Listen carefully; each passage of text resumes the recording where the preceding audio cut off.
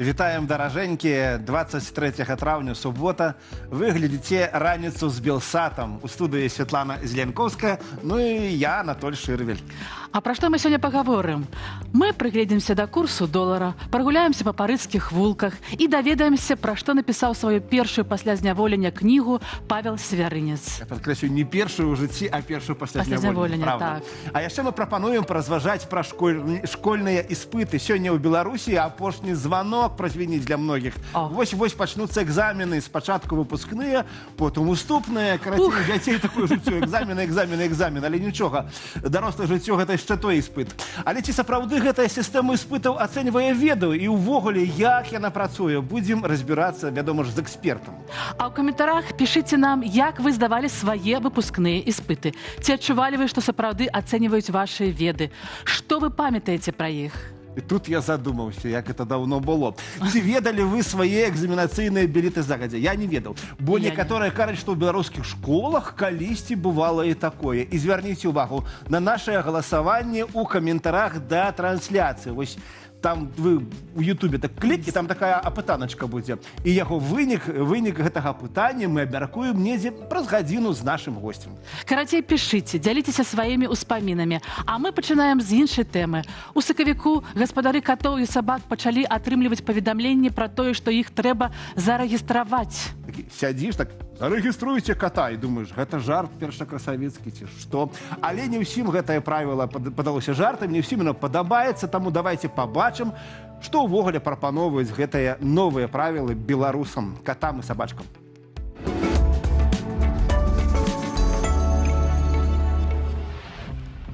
Камунальны рахунак з пагрозай. Гэтай вясной беларусы разам з жыроўкамі пачалі атрымліваць папярэджанні ад Мін'юста. Сёлета да 1 ліпеня ўсе хатнія гадаванцы краіны павінны быць зарэгістраваныя. Новы закон прымусіў плаціць падаткі, а галоўнае, забараніў трымаць у кватэры больш за 2 жывёліны. У прыватных дамах колькасць катоў і сабак пакуль не абмяжоўваецца. Плаціць падатак давядзецца нават за незарэгістраваных сабак. Калі камунальнікі ці міліцыя даведаюцца пра жывёлу, гаспадару проста налічаць падатак заднім чыслом разам са штрафам. Калі сабака трапляе ў спіс патэнцыйна небяспечных, у адно акно давядзецца прынесці копію пасведчання аб заканчэнні спецыяльных курсаў сабакаводства. Сама працэдура рэгістрацыі ў службе «Адно акно» бясплатная, аднак яна патрабуе згоды ўсіх суседзяў і атрымання спецыяльнага жэтона, які выдаюць пры рэгістрацыі. Ён абавязаны быць на ашыйніку жывёліны пастаянна. Але пакуль чыноўнікі кажуць пра камфорт і бяспеку, уладальнікі міні-прытулкаў і валанцёры лічаць дні да катастрофы. Навацыя закране тысячы сям'яў, якія ратавалі хвастатых з вуліцы. Прыкладам стала гісторыя гамельчанкі, у кватэры якой жывуць 10 выратаваных катоў і трохногі сабака. Паводле новага ліміту 9 гадаванцаў апынуліся па-за законам. Куды падзець лішніх, у ЖКГ і адным акне толькі разводзяць рукамі і раяць трымаць жывёл ціха, каб суседзі не данеслі куды трэба, або плаціць пастаянныя штрафы. Эксперты падкрэсліваюць, закон прымаўся без стварэння дзяржаўных прытулкаў і без праграм бясплатнай стэрылізацыі, як гэта робіцца ў суседніх Польшчы ці ў іншых краінах свету. У выніку ўзмацнення бюракратыі і пагрозы штрафаў валанцёры прагназуюць адваротны эфект. Хваля панікі можа прывесці да таго, што людзі пачнуць масава выкідаць жывёлаў на вуліцу ці вывозіць іх у лясы.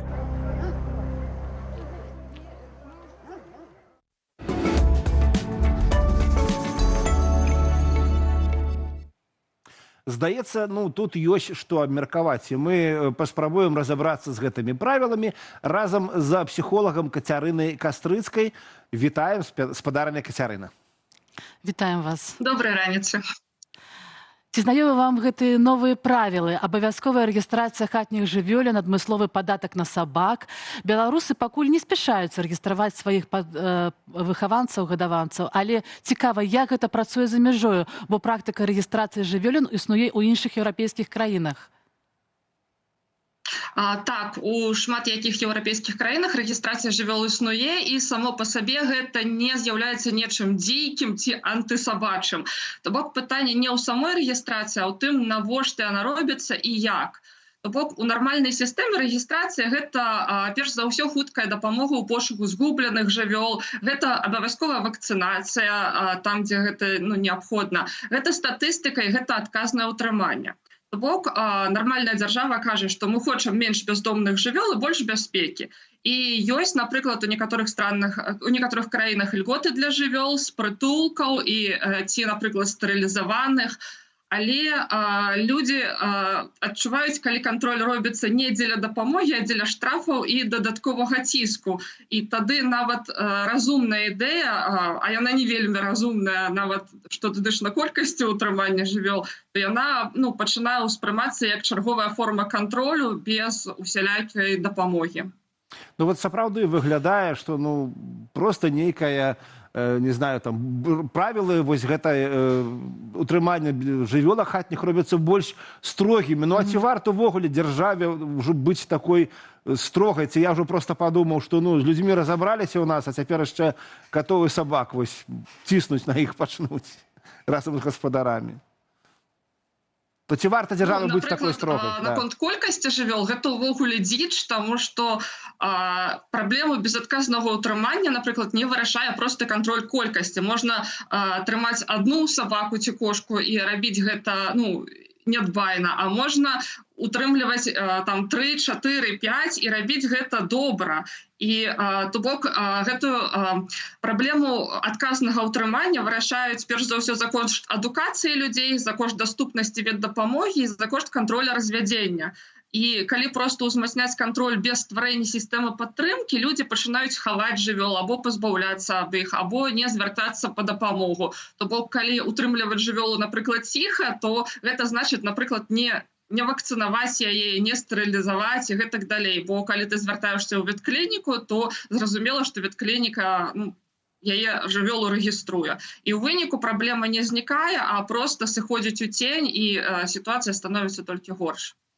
Ну вот я пасмяяўся разам з беларусамі, напэўна, Святлана таксама бачыла, што беларусы так па-свойму адрэагавалі на гэтае такое стварэнне больш строгіх правіл, столькі смешных мемаў, нейкіх відосікаў з гэтымі коцікамі, сабачкамі. Але смех смехам, але ж, як мне здаецца, з-за гэтых пагаршэння такіх, можа быць, ці больш строгіх умоў, людзі пачнуць менш браць, па-першае, бяздомных сабачак і кошак да сябе, адказнасць вялікая, альбо ўвогуле пазбаўляцца вось гэтых сваіх гадаванцаў. То ў выніку ці не стане бяздомных жывёл увогуле ў Беларусі больш на вуліцах, там, гарадоў і вёсак? Так, на жаль, такая рызыка існуе, бо калі ўтрыманне жывёлы становіцца для чалавека фінансава або бюракратычна цяжкім, або немагчымым, то частка людзей пачынае ці выкідваць жывёл, ці не рэгістраваць іх увогуле і адмаўляцца ад дапамогі такім чынам. І гэта не таму, што людзі дрэнныя, а часам гэта проста банальная беднасць і страх. І калі, напрыклад, толькі 2 жывёл можна ўтрымліваць, у мяне, напрыклад, 3 сабакі, куды б я дзела яшчэ сваю 3-ю сабаку, калі б была ў Беларусі, цяжка сказаць. Вось, таму практыка розных краін паказвае, што найбольш эфектыўна працуюць не пакаранне, а сістэма падтрымкі і прафілактыкі. І не абмежаванне колькасці жывёл, а паляпшэнне якасці іх утрымання. І сапраўды, вось якія, на вашу думку, захады могуць дакладна паўплываць на змяншэнне колькасці бяздомных жывёлін? Як вы лічыце, чаго не ўлічваюць рашэнні ўладаў? Я думаю, што сапраўды працуюць толькі комплексныя меры, таму што адной нейкай чароўнай кнопкі, пасля якой бяздомныя жывёлы знікаюць, няма. І сусветная практыка гэта добра паказала. І, напрыклад, нават калі ў Расіі там прынялі пастанаўленне аб адлове, вакцынацыі, стэрылізацыі і вяртання, то гэтая практыка не спрацавала, таму што яна была ізаляванай. І так гэта не працуе. То бок, перш за ўсё, пакуль ёсць бескантрольнае размнажэнне, прытулкі заўсёды будуць перапоўненыя і заўсёды на вуліцы будуць аказвацца жывёлы. І другое, гэта адукацыя ўладальнікаў. То бок, людзі вельмі часта заводзяць сабаку эмацыйна, напрыклад, хачу шчанюка, а потым сутыкаюцца з рэальнасцю, што сабака не такая камфортная, як ім падавалася. Сабака можа грызці рэчы, сабака можа баяцца заставацца адна, яна патрабуе часу, грошай і сіл, а людзі гэта не ўлічылі. І вось тут улады часта не звяртаюць увагі на вельмі важную рэч, што праблема бяздомных жывёл – гэта не толькі пра жывёл, гэта пра людзей і іх веды. То бок, калі няма культуры адказнага ўтрымання, калі людзі не ведаюць асноў паводзін жывёл, калі няма доступу да нармальнага трэнінгу і ветдапамогі, праблема не будзе вырашацца. І трэцяе – гэта кантроль развядзення, бо пакуль шчанюкоў разводзяць там для сябе або для дзяцей, або ёсць такі міф, каб сабака адчула радасць мацярынства, гэта ўвогуле дзіч, то паток новых жывёл на вуліцах, на жаль, не скончыцца. І яшчэ адзін важны момант, што вельмі многія дзяржаўныя рашэнні сканцэнтраваныя на наступствах, а не на прычынах. То бок лавіць, штрафаваць і ізаляваць – гэта ўжо праца з вынікам праблемы. Але калі не працаваць з беднасцю, з адукацыяй, з падтрымкай уладальнікаў, з культурай абыходжання жывёламі, то сістэма будзе нагадваць вядро з дзіркай. То бок ваду можна лічыць, колькі яна выліваецца, там і пералічваць, але яна ўсё роўна будзе выцякаць. Спадарня Кацярына, я не ведаю, мабыць, вы чыталі, што ў траўні ў Гомелі бяздомныя сабакі двойчы нападалі на дзяцей, і адна дзяўчынка пацярпела вельмі сур'ёзна. Пра што гэта кажа вам як зоопсіхолагу, што праблема была у Гомелі вось з гэтымі звяркамі, нашымі хатнімі жывёлкамі, што яна не вырашалася гадамі, ці пра што кажуць гэтае здарэнне ўвогуле? Так, гэта найперш сведчыць пра сістэмную праблему, якая не вырашалася гадамі, бо зграі не ўзнікаюць за тыдзень і не становяцца агрэсіўнымі за тыдзень. Гэта вынік адсутнасці вось той самай сістэмнай працы. І тут важна разумець, што большасць бяздомных сабак не агрэсіўныя, яны пазбягаюць людзей і яны баяцца людзей. Але калі жывёлы канкуруюць за ежу і тэрыторыю, калі яны збіваюцца ў зграю і ўжо акупоўваюць нейкую тэрыторыю як сваю, калі яны там нараджаюць шчанюкоў, калі там знаходзіцца іх ежа, то тады рызыка агрэсіўных паводзін павялічваецца. І асабліва небяспечныя гэта тэрытарыяльныя канфлікты, калі чалавек, напрыклад, заходзіць вось на гэтую тэрыторыю, якую сабакі ахоўваюць, або сітуацыя каля шчанюкоў або ежы. Гэта тое, што сабакі абараняюць. Успамінаю сваё дзяцінства, я хадзіў да бабулі і дзядулі паўз адзін двор такі ў нашай вёсцы, і там яны былі не бяздомныя, але была сапраўдная зграя сабак, яны заўсёды выскаквалі знянацку, гаўкалі на мяне, і я малы вельмі баяўся, і хадзіць нават ездзіць на ровары. Што б вы парэкамендавалі вось тым, хто сустрэўся з агрэсіяй нейкай сабак на вуліцы, там выскачыў нехта на свету, нагаўкаў там, напрыклад. Ці зграя выйшла, ці адзін бяздомны сабака бадзяжны. Якія рэкамендацыі? Як у такой сітуацыі быць? Як нам не баяцца? Я паўтаруся, што бяздомныя сабакі, яны часцей за ўсё пазбягаюць людзей, яны больш агрэсіўныя хатнія сабакі якраз. Ёсць яшчэ такія умоўна бяздомныя сабакі, якія, напрыклад, прыкормленыя на нейкай прамзоне ці, напрыклад, на будоўлі нейкай. І лепш, калі вы ведаеце, што ёсць такія месцы, лепш увогуле там без неабходнасці не хадзіць. Але калі ўжо сустрэліся, то галоўнае не бегчы і не паварочвацца да сабак спіной, таму што гэта можа ўключыць інстынкт пераследу і сабакі могуць напасці. Лепш за ўсё спыніцца, не глядзець у вочы такім жорсткім поглядам і павольна адыходзіць бокам. Калі сабакі набліжаюцца, можна паставіць паміж сабой і сабакамі сумку, ровар, куртку, выкарыстоўваць нізкі спакойны голас, можна рэзка раскрыць зонт, шмат якія сабакі гэтага палохаюцца. Калі гэта сапраўды бяздомныя сабакі, яны часта сутыкаліся ўжо з жорсткасцю людзей, калі ў іх штосьці швыралі, то бок часта дапамагае проста накланіцца і зрабіць выгляд, што вы бераце камень. І сабакі часцей за ўсё тады адступаюць. Але дзеці асабліва ўразлівыя, бо яны бегаюць, крычаць, робяць рэзкія рухі, і гэта для сабакі можа выглядаць як трыгер або пагроза і, на жаль, справакаваць напад. Яшчэ столькі пытанняў засталося. У мяне таксама ёсць хатняя гадаваначка. Мока завуць, яна, дарэчы, у нас з прытулку. І Я потом напишу вам еще ў прыват, як добиться, каб собака, может быть, не гаўкала на ўсіх, хто ўваходзіць у кватэру. Але вялікі дзякуй. Мы разумеем, что проблема такая сур'ёзная, да яе нельга падыходзіць вось так, як кажуць, кандачка. Вось вырашылі адрэгуляваць, адрэгулявалі. На самой справе цэлы комплекс праблем. І, на жаль, гэты закон ніяк гэтай праблемы не вырашае, наадварот, на жаль, так.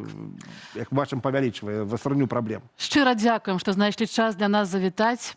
З намі была заапсіхолог Кацярына Кастрыцкая. Дзякую вам вялікія. Дзякую вялізна, Кацярына. А нас ужо чакаюць культурныя навіны з еўрапейскіх сталіцаў.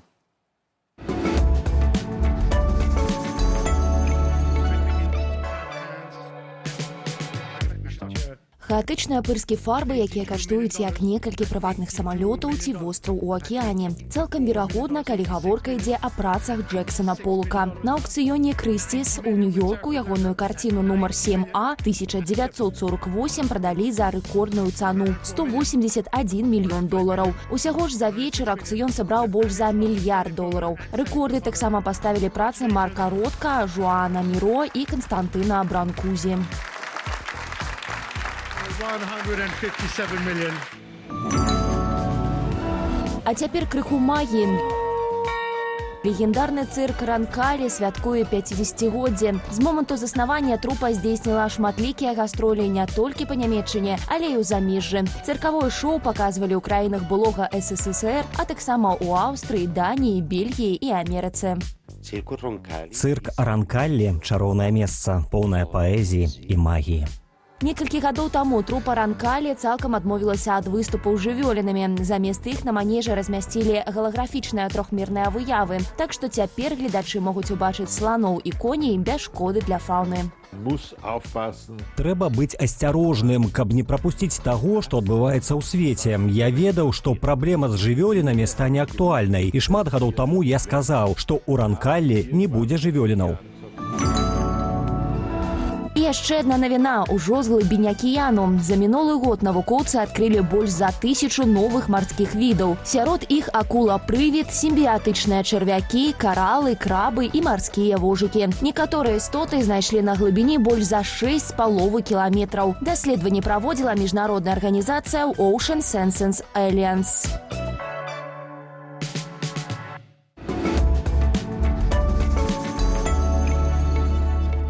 Гляньте, паглядзіце, хто побач з намі. Гэта Андрэй. І ён, ведаеце, што зрабіў? Ён прынёс нам самыя цікавыя відэа з беларускіх соцсетак. Я вот весь час так кажу и думаю, а что же это за белорусские соцсетки, мабыть, которые популярны в Беларуси, так? Безумоўна, это все, что постяць наши беларусы в телеграмах, инстаграмах, тиктоках и так далей. И вось пачнем з першага и покажем вам, что бывае, калі пачинаешь святкаваць галоўны піўны фэст краіны трошки загадзя. Значит, у сеціве у нас паўсюль у ўсіх соцсетках завірусілася фото билборда да літбіру 26-го года, да сёлетняга. Карацей, монтажники там примудрыліся и пераблыталі словы ў лозунгу. Глядзіце, я днем розь-них атрымалася.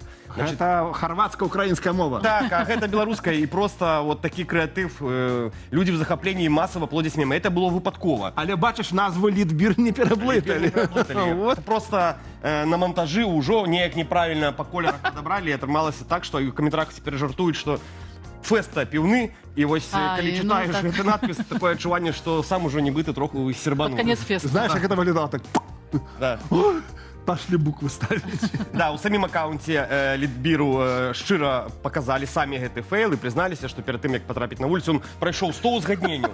Показали всім начальнікам, але атрымалася так ось, як атрымалася. Ну, затое мы хоць посмеяліся. Генеральскі эфект. Так, працягнем яшчэ адным дзікунствам, якое страшней, конечно, за п'янства. Чамусьці ў аккаунте, прости господи, сёсцер Груздзевых, там поўна трэшу всяких, мы часто это назираем. Паук, да, іх прыходзіў. Да, іх прыходзіў паук, што толькі не адбывалася. Але вот зараз з'явілася нешта такое своеасаблівае, але з мінімальным водблескам адэкватнасці. Просто сёстры ўбачылі некаторае супадзенне. Яны ўбачылі чамусьці на вакзале 2 аўтобусы, у якіх было 2 аднолькавых нумары. Ну, паколькі это аккаунт сёстр Груздзевых, мусім паглядзець гэту містыку разам з вами. Увага на экран. А яны, дарэчы, самі блізняшкі ці не? Так, Как так?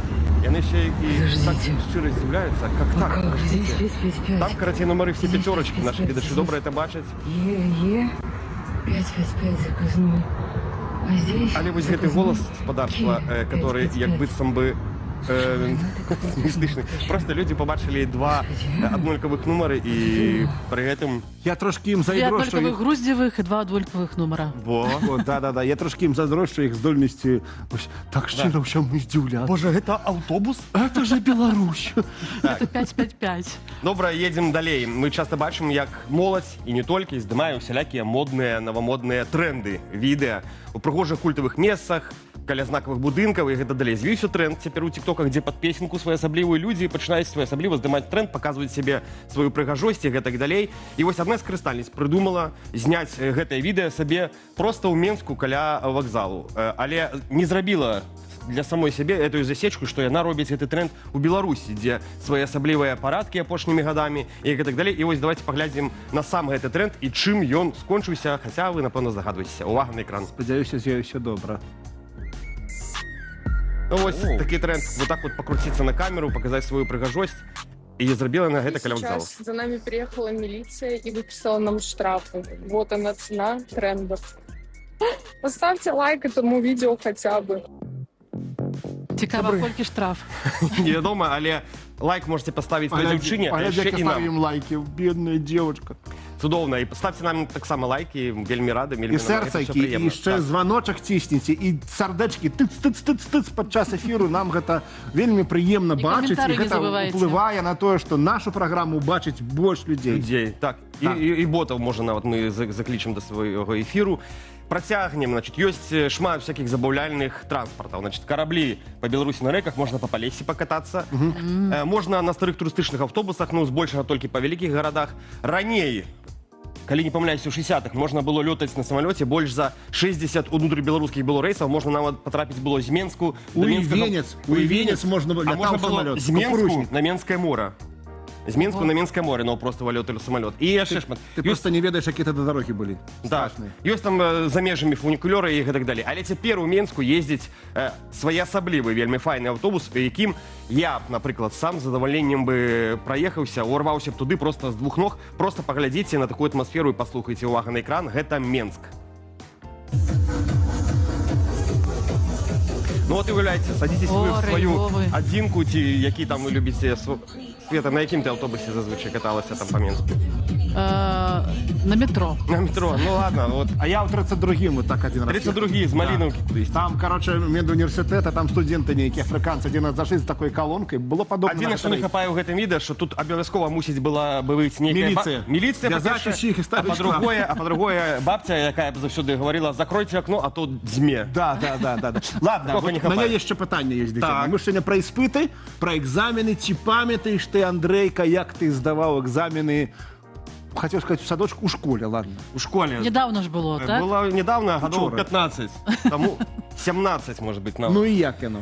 Я памятаю толькі, што мне было вельмі страшна, што я адзіны, напэўна, раз у сваім жыцці сапраўды сядзеў і зубрыў, завучваў усё, і ад стрэсу ледзь бы не трогнуўся, як кажуць. Але ўсё было файна, я ўсё паздаваў і паступіў. Ну і уже далей я пайшоў па наклоннай. А на пачатку... Дай-ка я вось, так, як называецца, прагназую. Ты быў выдатнікам? Не, ніколі. Света, і ты была выдатніцай? Не. Ты быў выдатнікам? Я быў выдатнікам, ладно. І што ж ты так вот... Ну вот, по наклонной. Карацей, вот гэта пытанне, которое только что я задавал Андрею, мы задаем сегодня и вам. Наши паважаныя гледачы, чакаем ваших адказаў і звярніце ўвагу, у каментарах яшчэ ёсць невялічкае апытанне. А для тых, хто не будзе здаваць школьных іспытаў і можа збіраецца падарожнічаць, у нас ёсць што? Правільна, адмысловая парада. Экскурсію па Парыжы для нас правяла не абы хто, а прэзідэнтка асацыяцыі беларусаў у беларусах Францыі, спадарыня Аліса Сыракваш. Хотя треба сказать Сыракваш які-небудзь. Глядзім.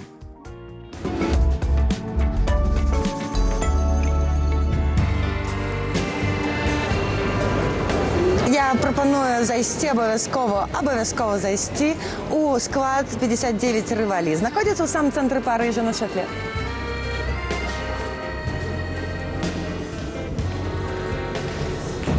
Акурат уваход у першую галерэю. Пайшлі. Пайшлі. Тут працуюць ўжо мастакі адразу, і ў іх можна набыць некаторыя з іх твораў, або маленькія сувенірчыкі, або вялікія там малюнкі, нейкія статуэткі. Пайшлі далей.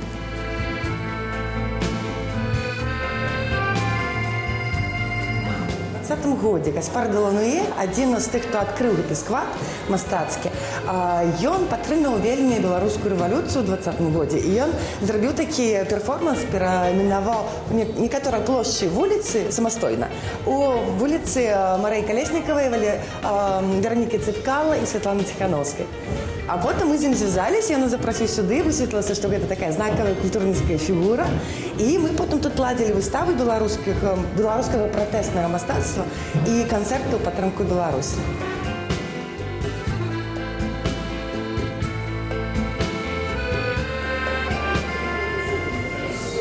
Да, гэты склад адкрылі ў 1999 годзе тры энтузіасты, якія знайшлі пустой дом у цэнтры Парыжа і падумалі, а чаму не? А чаму не будзе, чаму на пустую, давай зробім атэлье для мастакоў. І мэрыя Парыжа з гэтым пагадзілася, мэрыя выкупіла будынак і ім падаравала.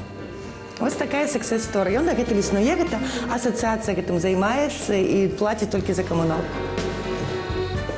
Калі раптам хто збіраецца на мора, але холодна. Вязаны бюстгальтер.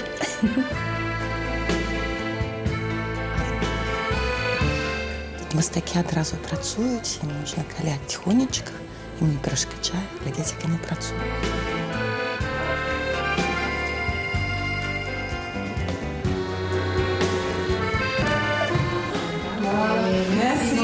Regardez, tout ça va. J'aime beaucoup le bleu.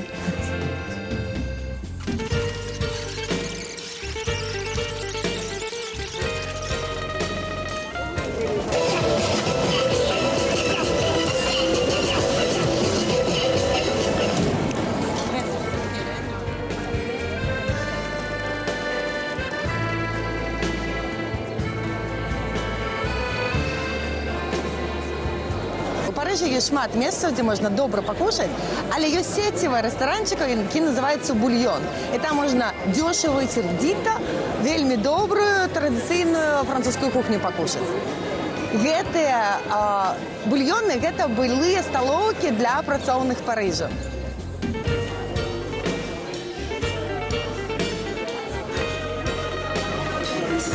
Мало хто ведае працяг прымаўкі «in vino veritas, in aqua sanitas».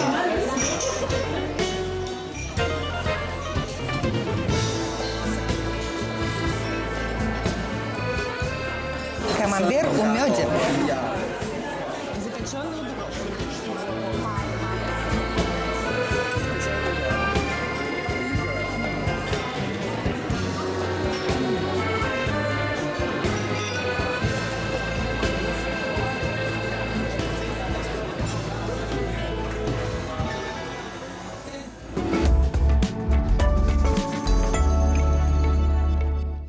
Записываем у нататнічак парады спадарыні Алісы. Калі будзем у Парыжы, абавязкова наведаем. Але нас чакаюць іншыя тэмы. Бачила, что я раблю. Записал Круассан, Пари, Шахман. Ой, ладно. Да. У траўні расійскія ўлады прызналі, такое открытие Америки зрабілі, што тэмпы росту ВУП могуць быць нулявымі, а можа нават і адмоўнымі. Гучыць як анекдот. Тэмпы роста, адмоўныя тэмпы роста.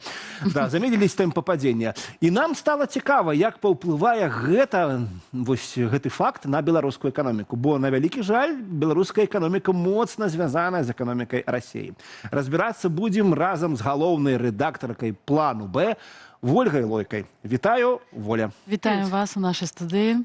Статыстыка сведчыць, што расійская эканоміка нібыта трымаецца, але тэмпы значна змяніліся. І што там увогуле адбываецца зараз? Да, российской экономикой. Темпы снизились. Белорусы отчитались, что у нас вроде бы неплохо по ВВП сложилось. Мы выросли на 0,2%, а российская экономика упала. 0,2%? Да, у нас положительный рост, а у них отрицательный рост. Ну, на самом деле, это все коля-ноля. Это сегодня мы, завтра они.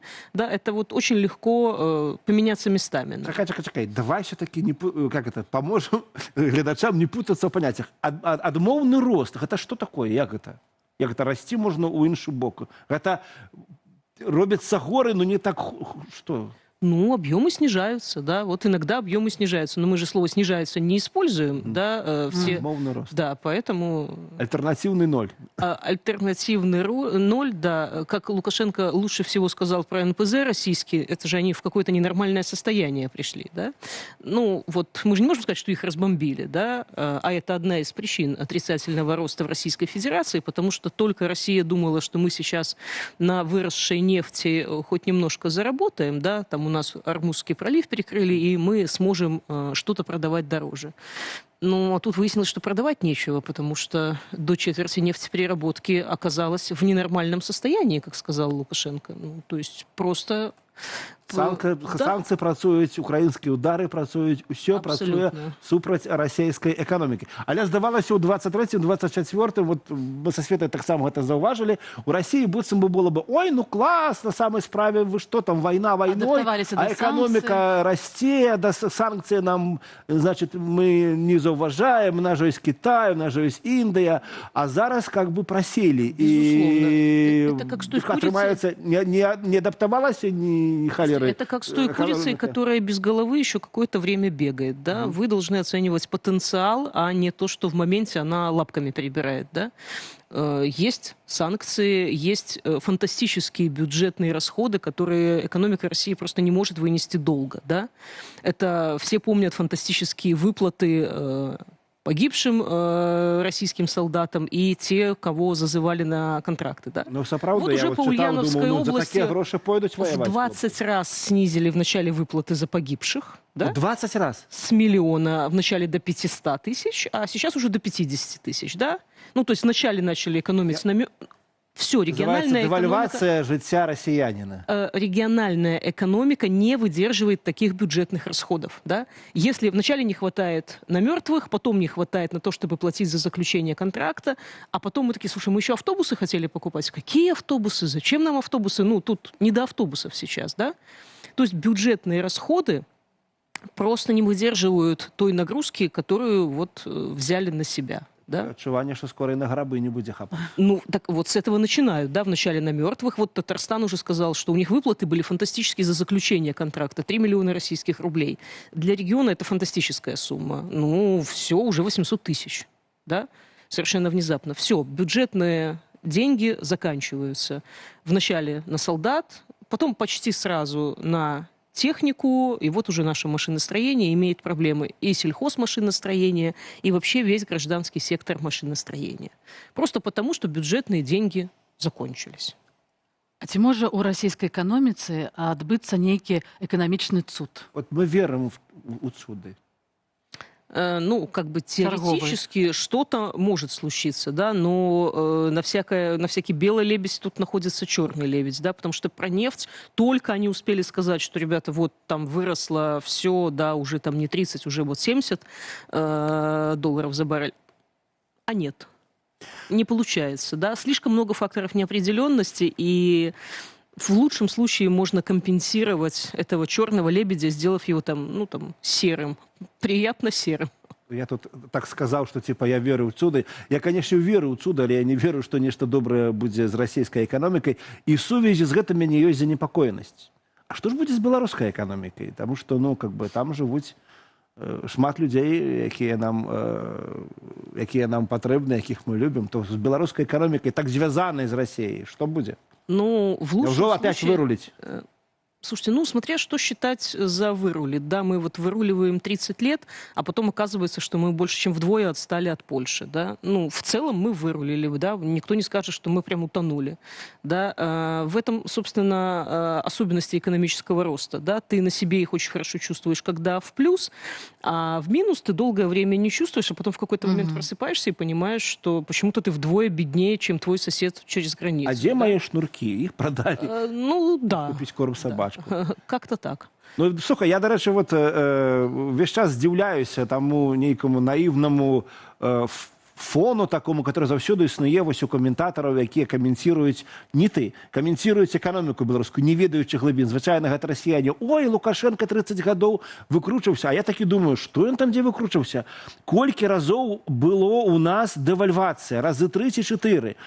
па сутнасці быў тэхнічны дэфолт. То бок на самай справе эканоміка Беларусі ўжо некалькі разоў абнулялася, і калі Лукашенко і выкручваецца, ну я не ведаю, можа быць, проста падае кожны раз розным бокам у тую ж самую гразь, да? Але вось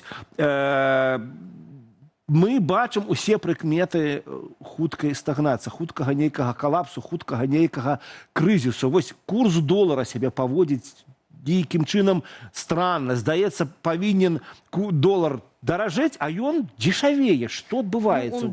Это значит, трэба купляць, пока снова расце, так? Ну, смотря в чем вы собираетесь расходовать на самом деле. У гречцы. Вот. Тогда покупаете то, в чем будете тратить на самом деле, потому что пока вы будете бегать туда-сюда и тратить на конвертацию, вы с большой вероятностью потеряете. Но, смотрите, шансы, что доллары дадут сильно упасть в Беларуси и в России, очень невелики, просто потому что это исключительно невыгодно экспортерам. А экспортеры – это наполнение бюджета, которое и так трещит по швам, потому что гробовые, потому что выплаты контрактникам, потому что в России нет заказов на нашу белорусскую продукцию, и поэтому, в общем-то, и белорусский, и российский бюджет, они под большим напряжением. Поэтому доллар должен быть достаточно высоким. Але ж ён падае ў Беларусі. Не, зараз расце, по-моему. Да, уже растет. А уже расце, да. Просто я кожны раз, калі чую, што долар як бы дзешавее, ну, у пераліку на беларускі рубль, я сабе думаю, так, цікава, што будуць рабіць экспарцёры? То бок ты прадаеш за валюту, каб потым што купіць? Типа ресурсы купіць дзешавее? Так у цябе ж все дорожее. Ну, все должно быть сбалансировано, да. Если мы надеемся, что у нас что-то внезапно вырастет как-то само, да, ну, просто вот так доллар взял, там подорожал, и наш экспорт снова колосится, и наш бюджет снова наполняется, и мы снова можем тратить, значит, на мертвые души, на живые души или еще на что-то. Ну, нет, на самом деле Беларусь идет к стагнации, Россия идет к мобилизации. Это если так совсем в двух словах. А вось у якіх сферах беларускай эканомікі ў першую чаргу будуць відаць наступствы гэтай расійскага стагнацыі, крызісу расійскай эканомікі? І можа ты маеш нават там термины, кали. На самом деле это все уже происходит, и первым об этом публично сказал сам Лукашенко чуть больше года назад. Да, это машиностроение, и сельхозмашиностроение, и автомобилестроение. Им сложно, потому что Россия не может покупать в тех объемах, которых надо, а все остальные попытки продать это куда-то еще... Слишком большое плечо, слишком сложная логистика, нету сервисного обслуживания. Ну, в общем, в итоге, если мы что-то и продаем за пределы нашего традиционного вот этого ареала экспорта, это получается в основном сырьевые товары. И это тоже это низкая добавленная стоимость. Вы можете в Китай торф продавать очень долго, но это большие объемы нужны, чтобы хоть что-то этим заработать. Да? Ну, вы же не захотели экспортировать услуги айтишников, к примеру, да? Ну, просто потому что айтишники очень неприятные люди, да, от них неправильные вопросы и плохие результаты голосования на выборах. Поэтому мы будем продавать в Китай торф, потому что торф никакого нет, значит, позиции по выборам, но добавленная стоимость сильно меньше, и продать торфа надо гораздо больше, чем нужно Китаю и чем может Беларусь. То есть ты экономист, не политолог, и не могу все равно запытаться у тебя про гэтыя спробы пазбавіцца санкцый. Як думаешь, наколькі гэта реально у цяперашняй палітычнай сітуацыі, что Лукашенко з дапамогай там сваіх сяброў у Вашингтоне ці дзе там вось все-таки пераканае Литву, Польшу и Украину пропустить белорусский калий. Понимаешь, дело в том, что Лукашенко это не спасет. Да? Это вот как нам в школе говорили, все там, вот ты сейчас сдаешь экзамен, это на всю жизнь, вот этот результат. Да? На самом деле все можно переделать, переиграть еще много раз. Ничего нет окончательного. Да? Лукашенко, кажется, столько раз уже ставили к стенке, когда ну все, да, ну все. Ему никто не верит, ему никто... Все равно у него появлялся еще один шанс, и он его благополучно опять делал с ним то, что делал со всеми шансами. Вот и этот шанс у него есть, но что-то мне кажется, что он не воспользуется им, потому что уже сейчас его американские друзья, которые за него вписываются сейчас публично перед партнерами... Вот ну, слушай, давай мы играем эту роль, да, мы ждем своих людей, поэтому друзья будут. Пока да. Но он сейчас им портит фактически эту картину, потому что та же Литва могла бы сказать, слушайте, ну, людей выпускает, не ест больше, да, вот, ну, может, действительно, давайте это обсудим, да. И тут же в Литве слышат все эти новости про обыски, допросы, аресты и все такое, да? Ну, чем вам Хлестов вот помешал, да? Ну вот не было бы этого фона, да?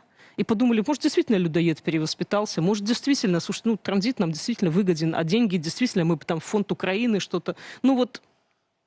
Оля, я нагадаю, что Оля так само у минулым палітвязанка, і для яе, конечно, гэта балючая, для цябе это балючая тэма, триггерная, я прямо зацапіў, я прямо бачу твой боль, Олечка. Вось, але мы разом з тобой будем чакаць усіх наших на волі, і нават калі дзеля гэтага там здымуць трохі санкцыі, хай здымаюць, слухай, але правда, добра, а мы спрагназуем, вось, а што чакаць ужо, што? Гэтым летом, так, у беларускай эканоміцы.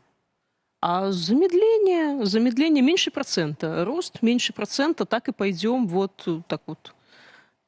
Как там это дорожники любят говорить, с переходом через ноль. Да?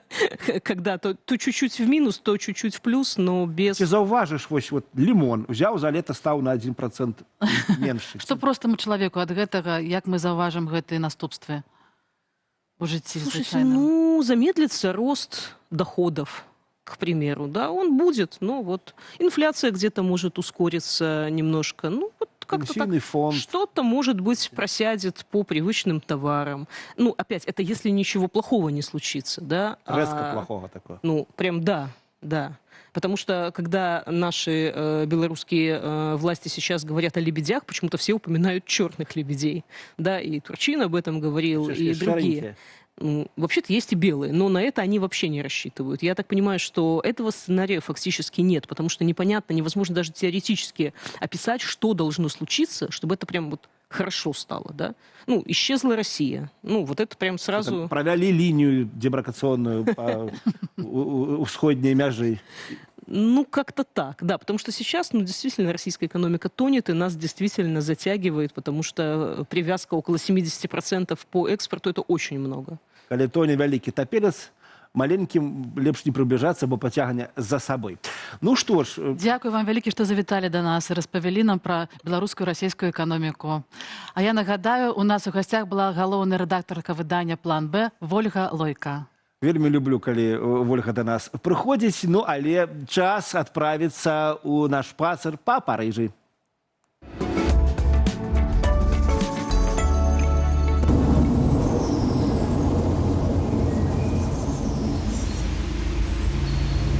Ці ведалі вы, што аб'ядноўвае беларускае мястэчка Жалудок і Парыж?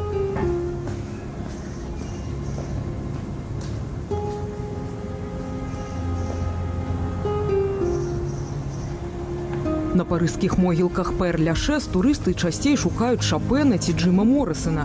Мы зайшлі сюды, каб наведаць аднаго з кіраўнікоў паўстання 1863 года. Валерый Урублеўскі, ураджэнец Шчучыншчыны і паплечнік Кастуся Каліноўскага. Пасля цяжкага ранення на палях Падляшша царскія казакі палічылі яго мёртвым. Выратаваў Валерыя ў сваім маёнтку Клементій Складоўскі, родны дзядзька Марыі Складоўскай Кюры. Расійскія ўлады прызначылі за галаву Рублеўскага вялікую ўзнагароду, а жандары ператрэслі літаральна кожную хату. Таму уцякаць Валерыю давялося ў жаночай сукенцы. Так ён апынуўся ў Парыжы, дзе кіраваў дэмакратычнымі арганізацыямі беларускіх і польскіх эмігрантаў. Калі ў Францыі пачалася рэвалюцыя, Рублеўскі ачоліў адну з 3 арміяў у званні генерала. Наш агульны герой пахаваны пад вялізным каштанам каля сцяны камунараў.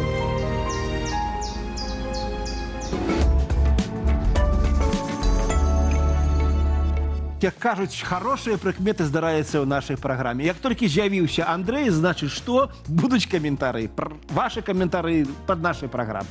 Так, пачнем пакуль што з таго, што мы толькі што нагаварылі за эканоміку. Людзі вельмі гэта спадабалася, пра то, як Лукашенко выкручваецца ў гэтых всякіх эканамічных калізіях. І дасюль наплыву. І вось пішуць нам людзі. Лукашенко прадаў расейцам нашу нікому не нужную ржавую трубу Белтрансгаз. Вось гэта выкруціўся, маладзец. Так, даў расейцам плацдарм для нападу на Украіну, прыцягнуў да краіны санкцыі. Вось гэта выкруціўся, дадае яшчэ адзін каментатар. Ну і непасрэдна да нашай цудоўнай тэмы пра школьныя экспыты ці памяці. Па-першае, у нас на у каментарах на Белсат Лайв адразу пад гэтым відэа, якое вы бачыце, ёсць пытаначка, дзе мы задалі пытанне нашим гледачам, што вы думаеце пра школьныя іспыты. І вось два варыянты адказу. Пасуе, каб ацаніць веды выпускнікоў, такі фармат, як экзамен, і гэта непатрэбныя фармальнасці, другі варыянт адказу. І нашыя гледачы падзяліліся прыкладна пароўну 50/50. Хтосьці лічыць, што это нармальная форма, хтосьці не. Так, і хочется выбачиться еще за помылочку, у нас там небольшая писка, мы постараемся это выправить, а может никто и не зауважил. Ну, як на шильдзе з Лідбіром там. Ну так. Итак, что думаете вы, наши глядачи, и пишите в комментариях про школьные испыты. Ось ёсць парада файная. Шановныя выпускнікі, пішыце шпаргалкі на грашовых купюрах, і тады спроба яе адабраць будзе лічыцца вымагальніцтвам. Выкрутас? Честно скажу, я настолько не любил шпаргалки, что ніколи их не писал, ніколи ими не користався. Один раз я взял чужую, потому что ничего не ведал, прочитал и зрозумів, что мне легче выдумать нечто. Але калі пишешь шпаргалку, ты уже рыхтуешься. Ну, нібито, да. Все повторяешь, можно уже пасля до іх не звертаться. Механічна пам'ять. Я сподівався завжди на оперативную пам'ять. А ось на што спадзяюцца наши гледачы. Наколькі памятаю, у школы задача як найхутчэй выпхнуць вучняў, таму выпускныя іспыты рабілі для палачкі або галачкі. І так падыходзіць. Існыя экзамены будуць у наступных установах, наступных, калі в сэнсе нешта зменіцца ва ўладзе. Сапраўднае, но невядома. Але па праўдзе все памятаюць, што ў школе вучні, якія былі кепскія вучні, то для таго, каб яны нарэшце сышлі са школы як на хутчэй, то безумоўна ім заўсёды нацягвалі, прынамсі у мяне так было заўсёды. Ну, я добра вучыўся у моих коллегаў. Ну, так, наставникам сыходзьце уже, идите вы уже во взрослую жизнь, дороженькие, гадкие дети. Радыкальная думка. Іспыты трэба адмяніць. Разумным не трэба, а дурным не дапаможа. Ну, варта все-таки подумать, что испыты это не столько для того, каб кагосьці чамусьці навучыць, а для того, каб адсеяць самых разумных і забраць іх там кудысьці далей для вучобы, бо якім яшчэ чынам зразумець, каго браць ва універсітэт. І яшчэ адзін. Хутка цяперашнія ўлады у Беларусі, значыцца, з іх развіццём прыцягнуць да правядзення школьных іспытаў дактароў усякіх розных, якія хутка адшукаюць усе шпаргалкі. Профессии, которую я не буду называть. А тут где люди могут сховать там свои шпаргалки. Я, знаешь, что вспоминаю со своего первого в житті испыта? Я закончил 8 классов, так само был 8 классов. И на этом все тебе дали? Не. И я памятаю, один, что я памятаю, як пахли, по-моему, півоні, да, пахли на столе. Гэты запах, вось, водар гэтых кветак, гэта тое, што я памятаю пра выпускныя, пра экзамены гэтыя выпускныя. І мне здаецца, гэта вельмі класны ўспамін. Добра, Андруша, дзякуй. Пішыце яшчэ, Андрэй прынясе, прачытае. Мы хутка пра школьныя іспыты паразмаўляем з нашым госцем. І нам вельмі цікавае ўсё-такі ваше меркаванне. Таму пакідайце каментары, прайдзіце апытанне, якое літаральна цяпер працягваецца пад нашай трансляцыяй на Ютубе. Ну, прямо тут вот. Рыхтуючыся до другой гадзіны праграмы можна зрабіць кубачак кавы, які надасць вам ранішняй энергіі, безумоўна, з добрай музыкай.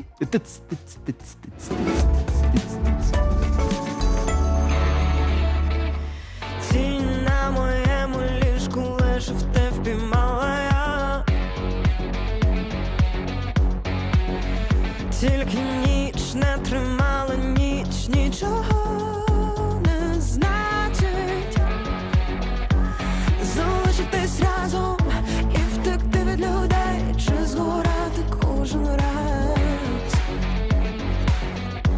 Залишитись одній між твоїх спокус і моїх німих образ. Захоплені в почуттях тримали світ у руках, залише з тобою.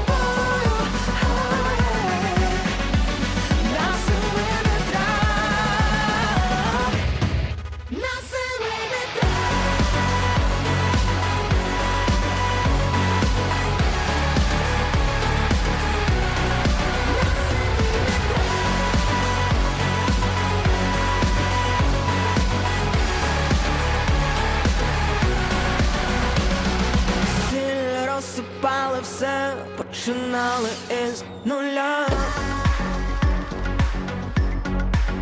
Знову лід розбивали лід нам у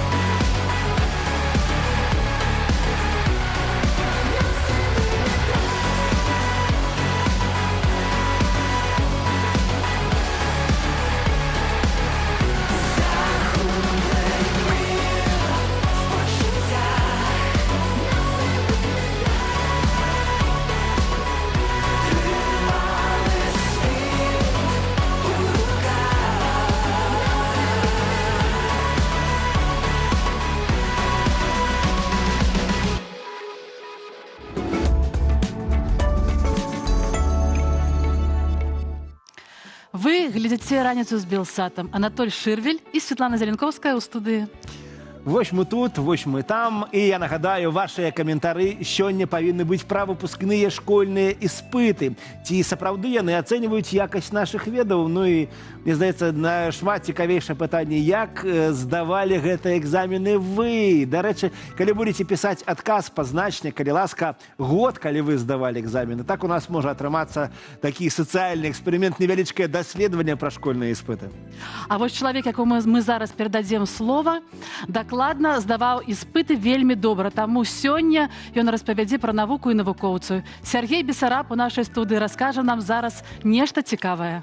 Мне Сережа перад самым эфірам шапнуў, што ён увогуле не здаваў экзамены. Ну, раскажы. Притание. Сёння я буду распавядаць вам не пра іспыты і не пра экзамены. Пра трошкі іншае. Хутчэй, вышэй, мацней. Сёння алімпійскі дэвіз павінен гучаць інакш. Хутчэй, вышэй і менш бачна для допінг-кантролю.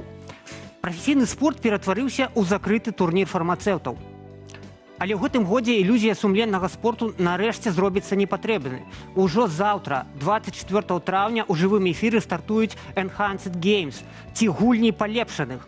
Першая ў гісторыі чалавецтва алімпіяда, дзе допінг не проста легальны, ён абавязковы. Фармакалагічная і генетычная аптымізацыя чалавека больш не злачынства. Гэта пропуск для ўдзелу. Навуковая супольнасць называе гэты прэцэдэнт пачаткам эпохі адкрытай марфалагічнай свабоды. І гэта не падпольныя бойкі недзе ў прадмесці. Гэта спецкомплекс у Лас-Вегасе, 2500 віп-гледачоў і 40 атлетаў у 3 дысцыплінах. Лёгкая атлетыка, цяжкая атлетыка і плаванне. За праектам стаяць найбуйнейшыя гульцы венчурных біятэхналогіяў, мільярдэры Пітер Тыль і Крысціян Ангермаер. Іхная ідэалогія бязлітасная. Вашае цела – гэта выключна ваш актыў. Калі навука можа зрабіць з вас супермена, юрыдычна забараняць гэта значыць чыніць злачынства супраць эвалюцыі. Алімпійскі прызёр у плаванні Джеймс Магнусен афіцыйна стаў адным з першых добраахвотнікаў гэтай праграмы. Ён даў згоду на глыбокі біялагічны апгрэйд дзеля рэкорду і гарантаванага на ягонае меркаванне $1 мільён ўзнагароды. Забудьцеся пра састарэлую фармакалогію і брудныя стэроіды з 90-х. Сёння Інліта інвестуе на ўпроставую геномную аптымізацыю, у навуковую карэкцыю. Патлумачу на прыкладзе. Прырода заўжды ставіць нам біялагічныя ліміты. У кожнага з нас ёсць ген, які выпрацоўвае бялок міястатын. Гэта натуральны тормаз росту цягліцаў. Зірніце на быкоў гатунку бельгійскі блакітны. У іх гэты бялок зламаны прыродай, таму іх цягліцы растуць практычна бясконца. І сёння праз генную тэрапію навукоўцы здольныя націснуць на гэтую ж кнопку чалавека. Ці, напрыклад, уявіце спрынтера, геном якога ўзламалі дзеля выбуховай хуткасці з дапамогай гену ACTN3, які селектыўна памнажае сінтэз хуткіх цяглічных валокнаў. Як гэта загружаецца ў цела? Вельмі проста і ювелірна. Праз так званыя вірусы-кур'еры. Наноскапічныя вектары дастаўляюць чужы ген проста ў сярэдзіну ядра чалавечай клеткі. Гучыць як сцэнар чарговага эпізоду «Чорнага люстэрка»? Не. Такія эксперыменты ўжо актыўна праводзяцца ў навуковых афшорах ва ўсім свеце. Прыкладам можа быць нашумелы стартап Майни Circle, дзе ін'екцыі фолістатыну можна было замовіць у інтэрнэце праз NFT-токены і скарыстацца імі ў адмысловых анклавах накшталт гораду Праспера ў Гондурасе, куды не дацягваюцца законы звычайных дзяржаваў. Дзеля чаго гэта ўсё?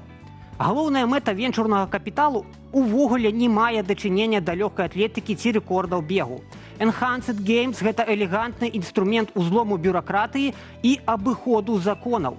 Традыцыйнае зацвярджэнне новых лекаў патрабуе дзесяткаў гадоў і мільярдаў долараў. А тут інвестары проста легалізавалі спартовы допінг, каб сабраць армію здаровых і матываваных на рызыку добраахвотнікаў. Гэта эксперымент ін-віво на жывым чалавеку ў глобальным маштабе. Ён генеруе тэрабайты медычнай і біятэхналагічнай бігдаты ў рэкордна кароткія тэрміны і, галоўнае, у межах закону. Мільярдэрам-інвестарам ад спартоўцаў патрэбныя звесткі дзеля адкладзенага старэння, а зусім не нейкія там медалі. Кіраўнік гульняў Арон де Суза ў сваім інтэрв'ю дакладна азначыў сутнасць праекту. Людзі даўно сталі кіборгамі, і мы проста саромеемся ў гэтым прызнацца. І праўда, стаматалагічныя тытанавыя імпланты, эндапратэзы каленнага сустава, кардыёстымулятары альбо штучныя лінзы дзесяцігоддзямі мадыфікуюць чалавечую анатомію цалкам легітымна. Тады дзе злачынства, дзе парушэнні? У сучаснай біяэтыцы мяжа паміж словам выпраўлення фізічнага дэфекту і наўмыснае эвалюцыйнае ўдасканаленне цела становіцца лінгвістычнай ілюзіяй. Бюракратыя прайграла біялогіі. Традыцыяналісты крытыкі гучна заяўляюць пра небяспеку такіх спаборніцтваў для здароўя. Глупства. Сёння тысячы спартоўцаў прымаюць допінг у потай, без лекараў, рызыкуючы адарваным тромбам пасярод забегу. На Enhanced Games атлеты ператвараюцца з спартовых аўтсайдераў у прафесійных выпрабавальнікаў фізічных межаў чалавека, бліскучых піянераў-даследчыкаў, якія працуюць над пільным наглядам найлепшых дактароў і генетыкаў свету. Прыклад практычнага трансгуманізму. Калігенная ін'екцыя сёння дапамагае пабіць рэкорд Юсейна Болта, каб ужо заўтра маштабавацца і ўратаваць звычайную бабулю ад узроставай атрафіі цягліц. Стандартная базавая канфігурацыя Homo sapiens, на якую спорт высокіх дасягненняў абапіраўся стагоддзямі, цяпер афіцыйна можа лічыцца толькі эвалюцыйным мінімам. Мы ў пераходнай фазе, дзе камерцыйнае рэдагаванне ўласнага геному становіцца легітымнай нормай чалавечай папуляцыі.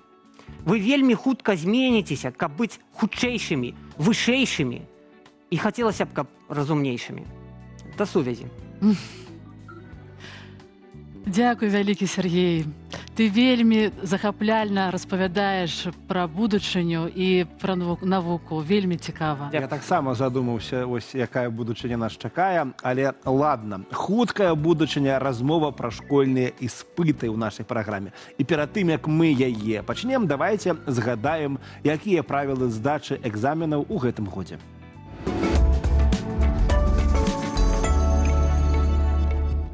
Цэнтралізаваныя экзамены ў Беларусі стартуюць па новых, больш жорсткіх правілах. Сёлета для больш як 58 тысяч 11класнікаў звычайная праверка ведаў ператворыцца ў выпрабаванне, дзе адна памылка будзе каштаваць цэлага году.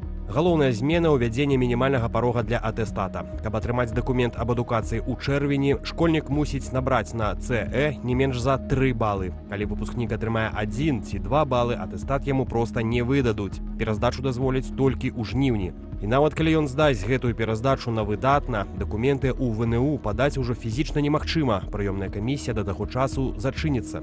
Гэта робіць жнівеньскую пераздачу проста фармальнасцю для атрымання школьнага атэстату, але не білетам ва ўніверсітэт. Сярод іншых інавацыяў аб'яднаны экзамен па гісторыі Беларусі ў кантэксце сусветнай, а таксама жорсткі кантроль калькулятараў на фізіцы і хіміі. Прылады павінны быць строга аднарадковымі, без інжынерных функцыяў. Варта звярнуць увагу на саму лагістыку правядзення экзамену. Дзяцей вязуць у пункты тэставання арганізавана, калоннымі ў суправаджэнні настаўнікаў, допуск у аўдыторыі строга за паўгадзіны, па пашпартах пад кантролем аховы. Забароненыя нават запісы на руках. Гэты татальны кантроль ператварае звычайны іспыт у спецаперацыю, што толькі дадае падлеткам панікі.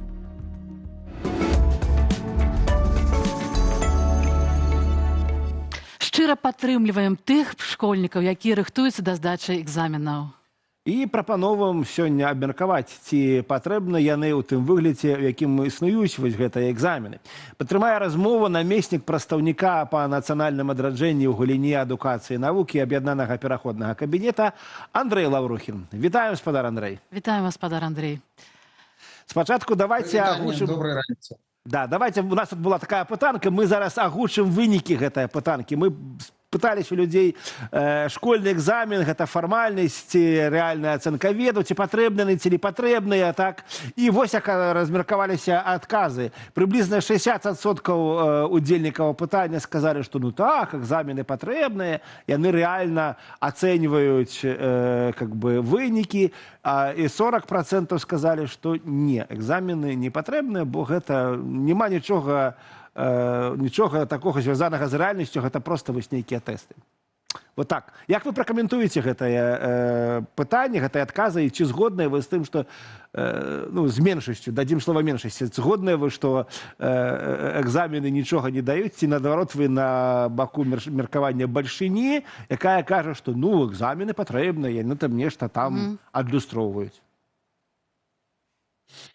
Ну, ведаеце, зразумела, што самі экзамены, гэта не павінна быць прыгаворам для моладзі і для таго маладого чалавека ці дзяўчыны, якія сталеюць, якія развіваюцца, якія змяняюцца. Вось. І гэта, безумоўна, першае, што трэба адзначыць. Да? Гэта не павінна стаць такім прыгаворам, які дэпрэмуе моладзь на старце і знізіць самаадзнаку. Ось, хлопцы ці дзяўчыны не дазволіць верыць у сабе ў якасці вось такого чалавека, які здольны дасягнуць чагосьці, адчыніць дзверы новыя, рухацца па сацыяльных ліфтах, да? Як кажуць сацыёлагі. То бок, вось гэта істотна, але адначасова мы ведаем, што ўсё ж такі, калі мы жывем у грамадстве, то павінны быць нейкія такія відавочныя індыкатары менавіта гэтага здольнасцяў чалавека, да? На што здольны ты ці іншы чалавек, чаго ён ці яна дасягнулі. І ў гэтым сэнсе, безумоўна, без адзнак няма ніводнай амаль у свеце сістэмы, сістэма адукацыі, якая б там, значыцца, не была яна дэмакратычная, тым не менш павінны быць нейкія індыкатары. Яны розныя, там, дзе адзнакі, дзе літары, дзе там, значыцца, нейкія іншыя знакі таго, але наколькі якасныя ці там веды, здольнасці і гэтак далей, але яны ёсць. І пазбегнуць гэтага немагчыма. Мы можам тут да гэтага адносіцца па-рознаму. Яна можа, гэтая сістэма, выконвацца па-рознаму, да? Но ажыццяўляцца вось на практыцы. Яна можа быць больш-менш справядлівай у сэнсе адлюстравання сапраўдных здольнасцяў. Ну, але ж мы заўжды ведаем, канешне, што там Альберт Эйнштэйн, вядомы фізік, таксама не меў бліскучай адзнакі. То бок, гэта толькі маркер, які дазваляе на дадзены момант замерыць, адзначыць узровень ведаў. Гэты замер можа быць больш-менш адэкватным, у залежнасці ад таго, як менавіта заміраецца гэты ўзровень. Ці то будзе там наўпрост веды, якія узнаўляе чалавек, ці гэта больш складаныя здольнасці крэатыўнага мыслення, крытычнага мыслення і гэтак далей. І, канешне, такія менавіта больш крэатыўныя здольнасці значна цяжэй замерыць, і тым больш патэнцыял чалавека, да? Патэнцыял чалавека, які там заўжды раскрываецца цягам часу, у кагось калі, да? Хтосьці там адразу з маладосці бліскуча пачынае свой жыццёвы шлях, а камусьці, наадварот, патрэбна больш часу, больш даспець, дасталець. Вось такім чынам. Да, ўсё жыццё гэта сплошны экзамен.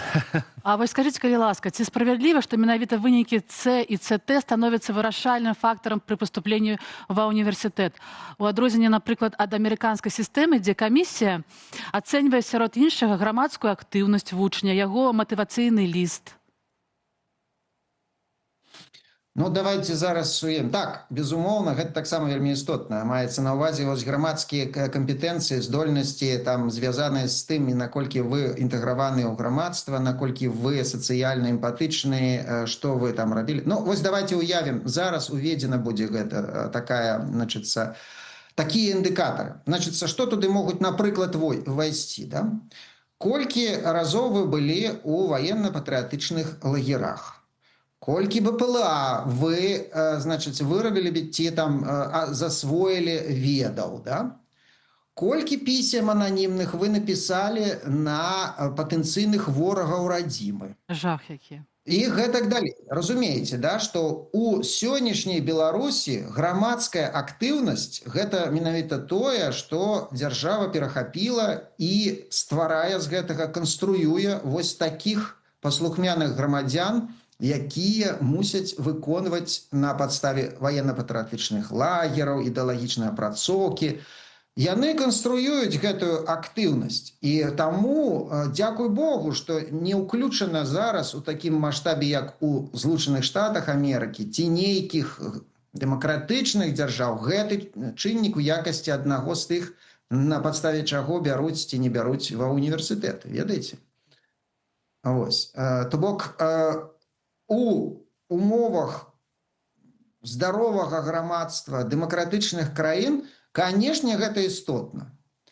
Але ва умовах аўтарытарнага, жорсткага аўтарытарнага рэжыму, якім зараз жыве Беларусь, ну гэта амаль што там патрабаваць, каб вось як у там Нямецчыне было за нацысцкімі часамі, каб Гітлер-Юганд ты ці не, камсамолец, піянер, як в Савецкім Саюзе, ці не, наколькі ў цябе там вялікае дасягненне ў якасці піянера ці Гітлер-Юганда, ведаеце? Вось гэта так зараз у Беларусі атрымоўваецца. Петр Андрэй, а калі б у вас зараз была магчымасць неяк паўплываць вось на гэту сістэму выпускных экзаменаў, уступных экзаменаў, што б вы змянілі ў першую чаргу, якой павінна быць вось гэта сістэма іспыту нашай мары, нашай будучыні, можа? Ну, я б сказаў, што, канешне, у гэтых іспытах бракуе, перш за ўсё, з пункту гледжання зместа, тое, што яны больш зарыентаваны на тое, каб веды наўпрост, ну, так, іх капіяваць і потым расказваць пра іх. То бок не, значыцца... Што за зубру, то я расказаў. Так, менавіта так. Ну, то бок гэта вось такое адносін да веды, якія толькі яны уяўляюцца зноў, да? Вось. А значна больш істотна ўсё ж такі вось не ўзнаўляць гэтыя веды механічна так, да? А самастойна, крэатыўна і крытычна мысліць. Знаходзіць нестандартныя самастойныя крэатыўныя вырашэнні практычных пытанняў, тэарэтычных пытанняў. Гэта менавіта, дарэчы, вось... І як вось эту крэатыўнасць замераць? Вось пра што можна на іспытах? Ну, вось глядзіце. Вось, напрыклад, я тут прыводжу гэтыя прыклады з таго ж брытанскага тэста A-Level, да? Вось там, значыцца, гэта такі, таксама advanced level, так званы, выпускны іспыт, які замірае вось таксама веды. Но у адрозненне ад тэстаў вось агульных навыкаў, як у нас гэта, ён менавіта правярае гэта праз, напрыклад, эсэ. Калі вы на зададзеную тэму пішаце разгорнутае эсэ, ці вы вырашаеце нестандартныя задачы, не тыя, на якія натаскваюць, значыцца, пры падрыхтоўке тыя, хто рыхтуюць да тэстаў, да, вось гэтыя і службы, і людзі, якія гэтым займаюцца. Дзе вы мусіце прымяніць тэорыю на практыцы, і нема, на практыцы ніколі нема, ну, такога запраграмаванага выніку, вы не ведаеце, чым гэта можа скончыцца. Вось такія заданні нестандартныя, звязаныя з неабходнасцю, непазбежнасцю прымянення крэатыўных вырашэнняў, яны менавіта дамінуюць у такого кшталту тэста, як A-Level, і іншых, звязаных менавіта з паступленнем ва універсітэт. Таму што ўсё ж такі універсітэт гэта не школа, дзе наўпрост трэба, ну, вось механічна узнавіць веды, да, і прадэманстраваць, што вы маеце здольнасць механічна іх узнаўляць.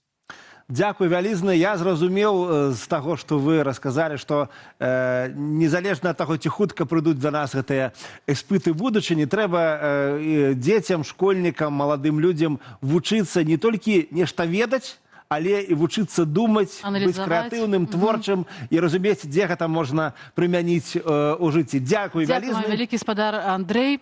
Нагадаю, з намі на сувязі быў намеснік прадстаўніка па нацыянальным дараджэнню ў галіне адукацыі і навукі аб'яднанага пераходнага кабінета Андрэй Лаўрухін. Ну і гэты адукацыйны вайб, які у нас тут пануе, падтрымае Крысціна Дробуш і яе кніжная рубрыка. Колькі беларускіх выдавецтваў вы ведаеце? Ага. Вельмі умоўна можна назваць лічбу 10-15. Давайте паціху з імі знаёміцца, калі не знаёмыя. Выдавецтва Gutenberg Publisher было заснаванае 3 гады таму ў Кракаве. І яно не толькі пра кнігі. Гэта яшчэ і аўтарскія настолкі, пазлы і нават мапы. Мяне больш за ўсё ўразіла абмежаванае выданне копій радзівілаўскай мапы, выкупленай ініцыятывай Мальдзіс. Неймаверна заліпательная і дужа якасна надрукаваная. Здагадайцеся, хто сабе яе купіў? Больш за тое, выдавецтва прапануе нават выдаць уласную кнігу, калі ў вас ляжыць і пакрываецца пылам які рукапіс. Яшчэ ў выдавецтва ачмурэнны офіс у Кракаве. Абавязкова рэкамендую завітаць пры нагодзе. Расказваю, што новенькага ў Гутенберг. Свежы пераклад Сашы Філіпенкі ўжо ў продажы. Вяртанне ў вас трох у перакладзе Яўгеніі Кавячынскай. Тут няма нічога выдуманага. Ёсць мястэчка з асноўным прадпрыемствам, турмой. Ёсць дзіцячы дом, у лёсах насельнікаў якога мільгануў пробліск шчасця. Як адзначаюць чытачы, аўтар не палохае, не нагнятае і не клеймуе. Ён даследуе і задае чытачу невясёлыя пытанні. І робіць гэта тонка і ненадакучліва. Гэтыя і іншыя кнігі Сашы Філіпенкі вы можаце знайсці на сайце выдавецтва у папяровым і электронным выглядзе, а некаторыя нават у аўдыа. Артём Шуканаў, пентаквантар. Артём аднойчы задаўся пытаннем: а што я зрабіў у свае гады для кіберпанку, а? І вырашыў спакусіцца на нешта значнае. Не клапоцячыся пра наступствы, ён распахнуў літаратурныя дзверы нагой, адразу выкаціўшы на суд чытача буйны і эпічны сайенс-фікшн раман.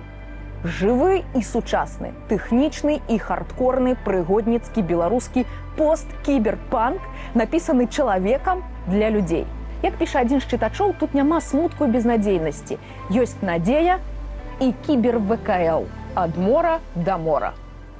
Страшна і смешна. Алена Германович. Вядомая пісьменніца Святлана Курс, яна ж Ева Вежнавец, кажа, што чытала не адрываючыся. Кніга на дзіва чалавечная, як усмешка стомленага. А таксама культавая кніга пакалення 2010-х. Дом, у якім Мар'ям Петрасян. Гісторыя пра незвычайны інтэрнат для дзяцей, поўны містыкі і загадак. Насельнікі называюць яго проста дом. Там свае ўласныя сталыя традыцыі і звычаі, якія не прынята парушаць. Як пішуць чытачы, такія кнігі з катэгорыі тэксту, якія ствараюцца не таму, што хочацца, а таму, што аўтар не пісаць не можа. Свежая навінка, першыя крокі па-беларуску. Гэта дапаможнік для дзетак 5-7 гадоў, якія толькі вучацца пісаць па-беларуску. Створаны настаўніцай Ганнай Плашчынскай. Балансуе паміж навучаннем і забавай. 40 сторонак, шчыльная папера, каляровы друк і шмат шыкоўных ілюстрацый Марыі Платонавай. Ну і на закуску. Кніга, якая нарабіла Вэрхалу. Гісторыя пра крата, які хацеў даведацца, хто нарабіў яму на галаву. Вернера Гольцварта. Так, прабачце, менавіта насраў на галаву. Супер-бестселлер ва ўсім свеце. Аднойчы ранкам маленькі крот заўважыў, што нехта пакінуў на ягонай галаве кучу. Хто гэта зрабіў? Каза, мо свіння, карова? Сапраўдны дэтэктыў у вясковых дэкарацыях. Нават складана ўявіць, чаму гэтую кнігу забаранілі ў Беларусі. Нагадаю, што выдавецтва Gutenberg Publisher у Беларусі названае экстрэмісцкім фармаваннем. Таму падбайце пра бяспеку і раскажыце, якія кнігі выдавецтва вам спадабаліся найбольш. А калі з 28 па 31 траўня вы будзеце ў Варшаве, абавязкова завітайце на міжнародны кніжны кірмаш на стадыёне Нарадовым, дзе сярод іншых таксама будзе прадстаўлены і беларускі стэнд.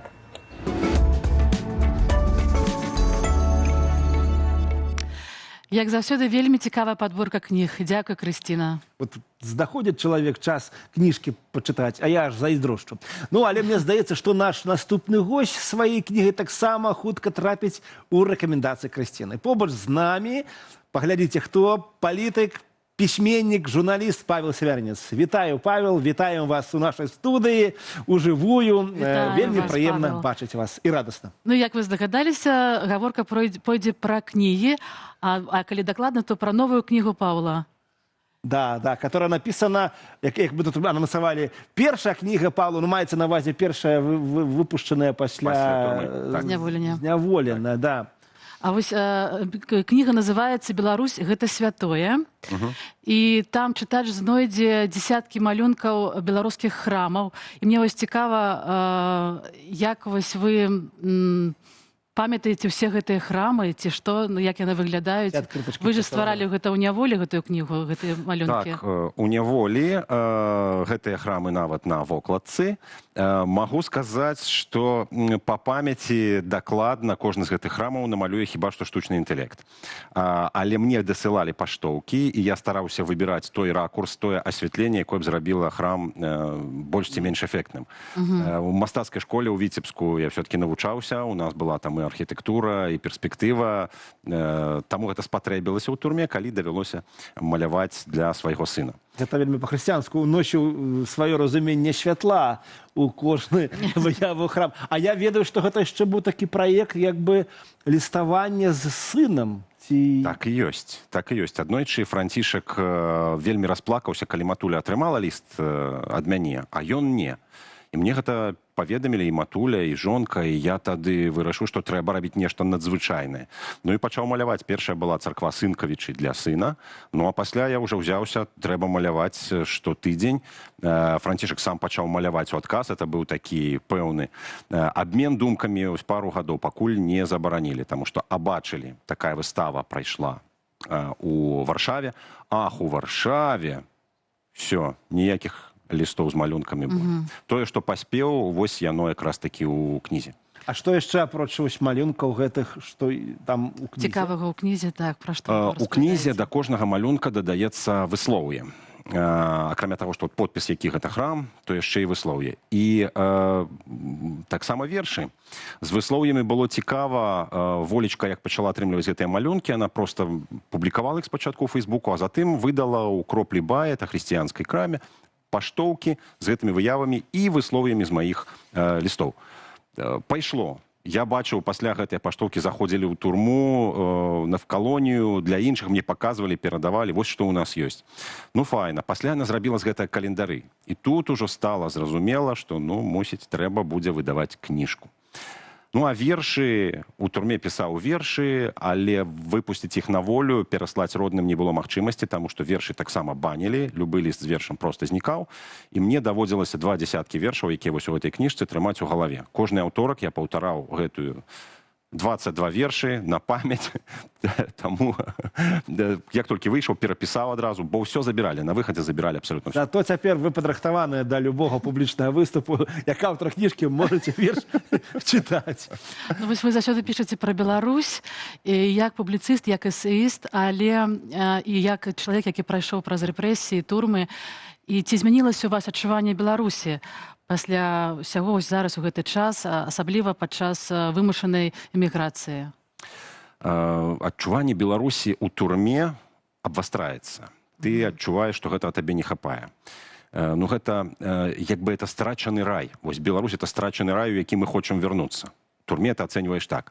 У эміграцыі гэта падвойваецца, это ў квадраце, таму што тут таксама ты разумееш, што адарваны ад сваёй зямлі, калі ты яе ўбачыш, можаш толькі верыць і імкнуцца. Ну і вось гэта светлае, гэта святое, вот такі пэўны вобраз святога, што трэба абараняць, за што трэба змагацца. Гэтая назва, дарэчы, яна з маладафронтаўскіх часоў, у нас амаль 30 гадоў таму быў дэвіз у маладога фронту. Чаму трэба змагацца за Беларусь? Таму што Беларусь гэта святое. Ну, але цікава, што, напрыклад, у мяне ёсць свая канатацыя, звязана з гэтым выразам. Бывае яго выкарыстоўваць. Беларус, гэта святое, гэта святое. Ёсць трошачкі іронія, як бы і самая іронія, і пэўная крытычнасць. Ну, тут таксама, я думаю, што гэта гульня сэнсаў ёсць. Але спытацца хацеў не пра гэта, не пра сэнсы ў значэнні, у назве кніжкі, але большиня ваших книжек, там амаль усе написаны за кратамі, да? Можна падумаць, гэта літаратурны санаторый. Як увогуле гэта вось пісаць кніжкі, калі ты у турме адбываеш тэрмін, яшчэ не ў лепшых умовах? Турма гэта сапраўды, ну, прынамсі для верніка, гэта творчая лабараторыя. Таму што Бог памяшчае ў нейкія пэўныя умовы, часам дае проста стэрыльную магчымасць вось тут можаш абдумваць. У цябе ёсць не гадзіны, у цябе ёсць дні і месяцы, калі ты можаш любую думку давесці да дасканаласці. У свеце гэтага няма. Клопаты, сумятня і так далей. У турме гэта як у манастыры. Ты проста кшталтуеш тое, што вось дадзена, тое, што бачыш, тое, што можаш абдумаць і падаць на лепшым выглядзе. А ці ёсць у беларускай літаратуры асобы, якія вас натхняюць? У беларускай літаратуры, ну, для мяне, конечно, Скарына, гэта наша ўсё. У беларускай літаратуры Быкаў, канешне, Караткевіч. Вось калі пісаў вершы, адчуваў, што нешта вось перагукаецца за Караткевічам. Часам бывае, прачытаеш Караткевіча і пісаць хочацца самому. То есть ты адчуваеш, што як крылы вырастаюць. Таму хіба што вось яны. Я хацеў яшчэ пра Юрку Моніча. Так. Сёння будзеце на акцыі. Чаму беларусы павінны пра яго памятаць і памятаюць увогуле? Юрка Моніч гэта такі, як Джек Варабей, кажучы маладзёвай мовай, это такі быў карсар беларускіх лясоў, які змагаўся з бальшавікамі вельмі творча, па-мастацку, вытанчана, і вось, ну, ягоныя дзеі засталіся як легенды ў народнай памяці. Такі Робін Гуд беларускі. Вось. А вы ж там будзеце, па-моему, не адзін, а з Зяноном Станіславовичем, здаецца, ці не? З Зянонам Пазняком, так, і гэта першы выпадак, як гэта не дзіўна, хаця мы даўно знаёмыя, сябруем, і я паважаю вельмі Зянона Станіславовича. Это будзе першы выпадак, калі я буду выступаць з ім на адным мітынгу. Сёння насычаная праграма атрымліваецца, у колькі будзе акцыя памяці Юркі Моніча і у колькі будзе прэзентацыя вашай кніжкі ў Варшаве? Акцыя памяці Юркі Моніча адбудзецца о 14 гадзіне на Ронда Вольнай Беларусі, а затым там праз увесь горад трэба ехаць, 16 гадзінаў, Крынічная 6, Беларускі дом, прэзентацыя «Беларусь гэта святое». І паспрабую паспець, запрашаю ўсіх, хто будзе на адным мерапрыемстве, на іншае. Спадзяюся, што многія беларусы так і зробяць. Супер. Дзякуй вам вялікі. Пра сваю новую кнігу і нашых беларускіх герояў распавёў Павел Савярынец. Ну і гэтую вельмі патрыятычную тэму прапаную падтрымаць песні. Не проста песні, а новым кліпам гурта «Дзецюкі», які быў апублікаваны на Ютубе літаральна ўчора. Песня таксама пра тое, што яднае беларусаў.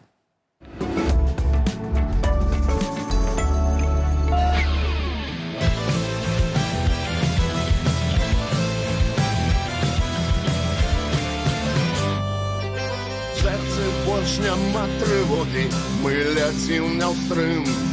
Шлях адзін да перамогі, мы на ім стаім. Мару, што была ў палоне, не стрымаць нічым. Пагоня, пагоня, пагоня ў сэрцы маім.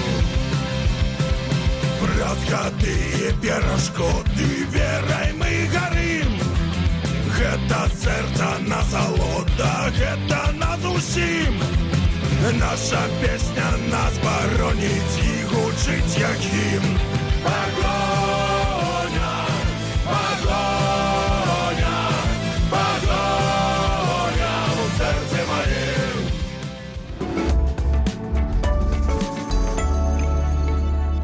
Пагоня ў сэрцы маім. Гэта быў фрагмент новага кліпа гурта «Дзецюкі». І побач з намі, гляньце, Алесь Дзянісаў. Вітаю, Алесь, віншую з новым кліпам. І адразу пытанне, чым жыве твой гурт, чым займаліся апошнім часам? Ну, мы рыхтуем новую праграму. Ну, в сэнсе, не новую праграму. Я думаю, што гэта ўсё выльецца ў новы альбом. І вот адна з песен была прэзентавана ўчора ўвечары, а сёння, дарэчы, карыстаючыся сітуацыяй, хочу сказаць, што выйдзе такая как бы мінусоўка ці караоке-версія, якую можна будзе спяваць у пабах. Вот сапраўдны клопат прафанаў, то бок не проста прыйшоў на канцэрт, а яшчэ можна і за куфлем чаго-небудзь смачнога спяваць. Да мы самі для сябе гэта зрабілі, а там гэта спадабаецца, падхопяць гэтыя людзі, я не ведаю. Мы будзем спяваць, нашы сябры будуць. А каб думаць пра тое, што ці будуць, ці не будуць, ну тады ўвогуле нічога не трэба рабіць. Сапраўдны панк заўсёды скептычна ставіцца да ўсяго. Слухай, ну а вось творчасць... Я вось хацела запытацца, што ваша творчасць, яна звязаная з беларускай гісторыяй, беларускай ідэнтычнасцю. А вось ці ёсць сярод вашых прыхільнікаў замежнікі? І як яны ўвогуле ставяцца да беларускага фолк-панку? Ну, не так шмат як бы фолк-панковых гуртоў, насамрэч, у Беларусі. Ёсць яшчэ там все Crazy, Курвадзікі, там, ну, і так далей, но яны іграюць больш такі ариш-панк. Ну, это все таксама фолк-панк. Ну, разумееце, панк-року, насамрэч, няма нацыянальнасцяў. Мы себе, ну, у нас ідэнтыфікацыя беларуская, мы спяваем по-беларуску. А у нас шмат песен по гісторыі Беларусі, той альтэрнатыўнай, ці, не ведаю, я не кажу, што яна правільная, яна проста іншая, чым у сённяшняй улады. І, разумееце, яшчэ раз паўторюся, што ў панк-року няма нацыянальнасцяў. Там ёсць, ну, то бок ніхто не глядзіць, хто ты, беларус, там, паляк, не ведаю, австраліец. То бок прыхільнікі, замежнікі ёсць? Ну, конечно, ёсць. Ну, мы ў Польшы, мы так неяк полічылі, што у нас у Польшы было больш канцэртаў, чым у Беларусі. Вот там як прыклад. Дарэчы, пра канцэрты. У нас кліп сёння быў, да, мы яшчэ паглядзім яго. Там выкарыстоўваецца шмат здымак нейкага канцэрта. То бок кожны ваш слухач можа стаць пры жаданні вось так вот хоба, часткае мастацтва кліпа. Ну, мы папярэдзілі, таму што мы, як бы, экстрэмісцкае фармаванне, не мы себе гэту медальку вешалі. Так яны захацелі, там, наверху ім лепей відаць. Ну, яны лепей разумеюць, напэўна. Ну, мы папярэдзілі, што мы здымаем, ну, я не ведаю, но это все люди были, и поляки, и белорусы, якія, я думаю, что в ближайший час у Беларусь не збираются, тому наше сумление чистое. Такие сидят и говорят, гляди, вон я, а вон шведка. Ну, и классно, ну, у тым і ёсць жыццё, як бы. Так, а може, хто хоче прийти і знятися у кліпі, то кастинг треба пройти. Чи там кастинг ёсць? Не, ну, гэта кліп такі спонтанны. У нейкім сэнсе, это канцэртны кліп, такія рэчы робяцца, вот, ну, гэта вельмі складана, і дзякуй хлопцам усім, не буду называць прозвішчы, таму што, ну, ва ўсіх ёсць как бы бацькі, родныя, блізкія там у Беларусі, вось, і просто не буду называць імёнаў. Па гэтай же прычыне прывітання ўсім, хто здымаўся, у нашага гурта ёсць яшчэ два кліпы, якія просто не могуць выйсці.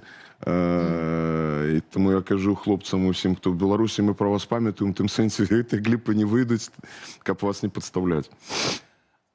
Ну, ближайші, ну, не ведаю, коли-небудь яны вийдуть, напевно.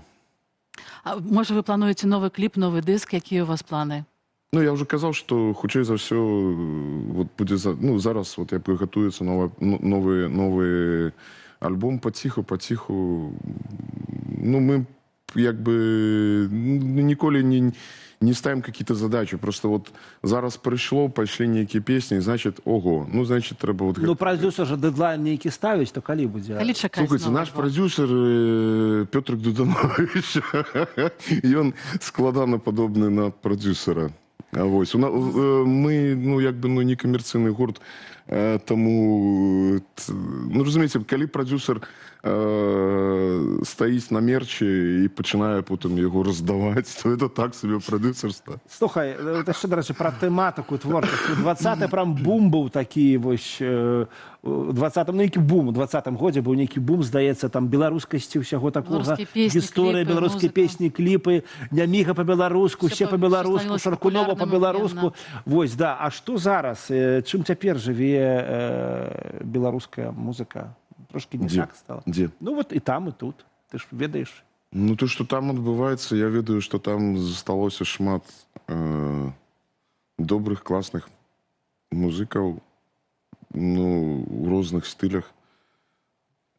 Як яны змогуць зараз реализоваться, я не ведаю. Ну, які-нибудь там метал, гэта даволі лёгка, ці какая-нибудь электронная музыка, там, дзе няма сацыяльных тэматаў, там, дзе няма тэкстаў, напрыклад, ну, чаму б гэтаму не развівацца. Я не бачу праблему ў гэтым. Іншая справа, што, ну, у любым выпадку у няволі цяжка нараджаць штосьці вольнае і свабоднае. Вот так я вам скажу.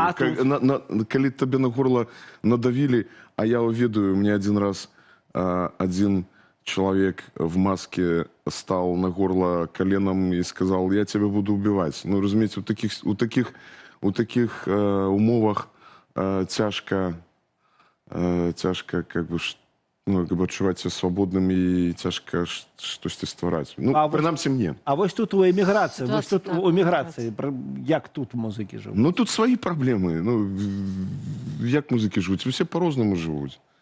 Ну, што пяюць? А? Пра што пяюць? Ну, послухайте. Про родиму. Я ж не энциклопедию, не Google. То где, коли можно послухать? А где вас так можно в ближайший час побачить? И коли концерт будзе, можа, нейкі? Ну, вот клип здымаўся на Пшеходні, это один со сквотаў анархических, ну, не только анархических, ну, просто панковых сквотаў Варшавы. Их всего так, в принципе, 3. Ада, Пшиха и Сирена. Вот на Сирене не так давно был, например, концерт Стаса Почобута с гуртом Тарен. Это было для меня вельми важная такая подея. Ну, и мы так само часто выступаем на каких-то маленьких пляцоўках, маленьких клубах, сквотах. А коли казаць для широкой публики, то мы будем играть на Грай. Это, не памятаю, 5 ці 6 вересня. И на Тутацы пару дзён таму літаральна сказалі, што мы граем таксама. Дарэчы, на гэта фестывале заўсёды прыязджалі людзей з Беларусі, але вось як яно табе тут, творцу, беларускаму творцу, которому хацелася, пэўна, выступіць і ў Менску, і Віцебску, і в іншых месцах, ці адчуваецца ў эміграцыі вось гэта нейкая адарванасць ад сваёй аўдыторыі, скажам, ад сваіх людзей? Ці адчуваюцца ўвогуле адарванасці, сувязі захоўваюцца? Ну, гэта вельмі філасофскае пытанне, на яго доўга і цяжка адказваецца. У нас 10 хвілінаў, як мне сказалі. Таму я могу сказаць, што, ну, па-першае, большасць маіх сяброў ці сидзелі, ці выехалі. Вось і ўсё. Ну, то бок, а тыя, которые сидзелі, большасць выехала. Ну, значит, и моя Беларусь выехала сюды. Моя Городня сюда выехала, хотя она в основном в Белостоку осела, конечно. Но хотя и Градзенских, и тут в Варшаве хапае. То бок, твоя Беларусь, это там, где ты зараз, где твои сябры? Ну, слухайте. Погоня ў сэрцы маім. Да, погоня ў сэрцы маім. Як ты адчуваеш, так оно и есть. Мне все равно, в принципе, мне все равно, где жить. Просто там засталася маці, там засталося моё дзяцінства, там засталіся добрыя людзі. І я про ўсіх іх памятаю, мне іх бракуе, мне іх не хапае. Ну, жыць увесь час толькі аднымі ўспамінамі, ну, так можна просто... Я і так часто трапляю ў нейкія дэпрэсіі, і таму, як бы, ну, трэба старацца просто жыць, ну, само жыццё кажа, жыві. І рабі. І вот тым, што ты робіш нешта, напэўна, в гэтым і ёсць выхад вот з гэтай дэпрэсіі і разумення таго, што нас вырвалі. Добра, Алесю, я хочу тобі пожадаць творчых поспехаў, таму што, ведаеш, вось, калі ты і іншыя нашы беларускія музыкі, вы перадолеваеце свой гэты боль унутраны, пішаце для нас, спяваеце для нас. Мы прыходзім да вас на канцэрты, і мы тут разам, і мы неяк можам перадолець гэта жыццё, пражываць яго, ну, трошкі больш шчасліва. І адчуваеце Беларусь разам, так. Да, і пераходзім, дзякуй вялізна, Алесь, яшчэ раз, пераходзім да навін з будучыні, якія нам, як заўсёды, раскажа Вольга Старасціна.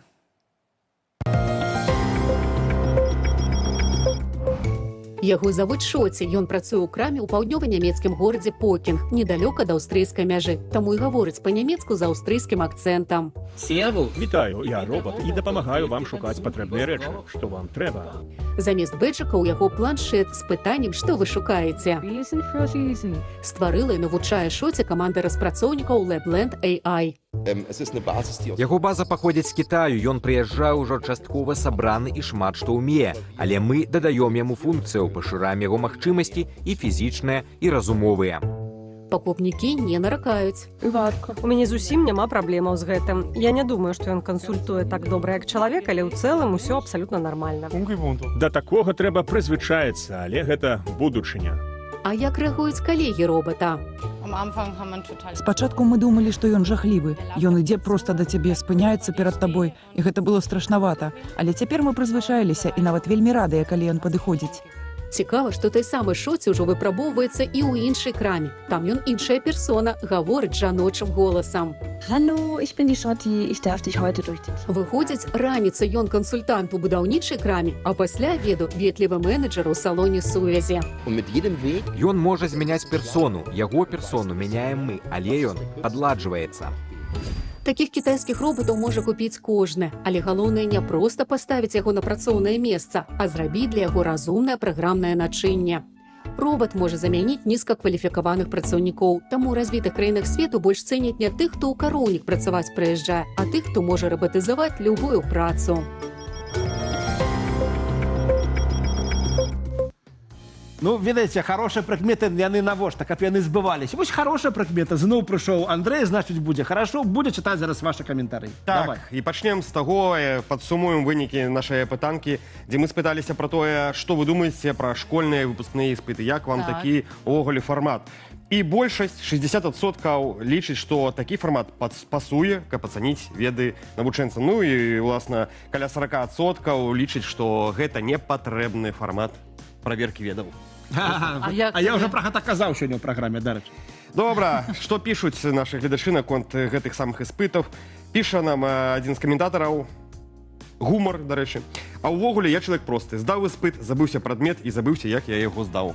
Гэта вельмі падобна на тое, што было ў маёй галаве заўсёды. На большасць прыйшоў, прачытаў, здаў.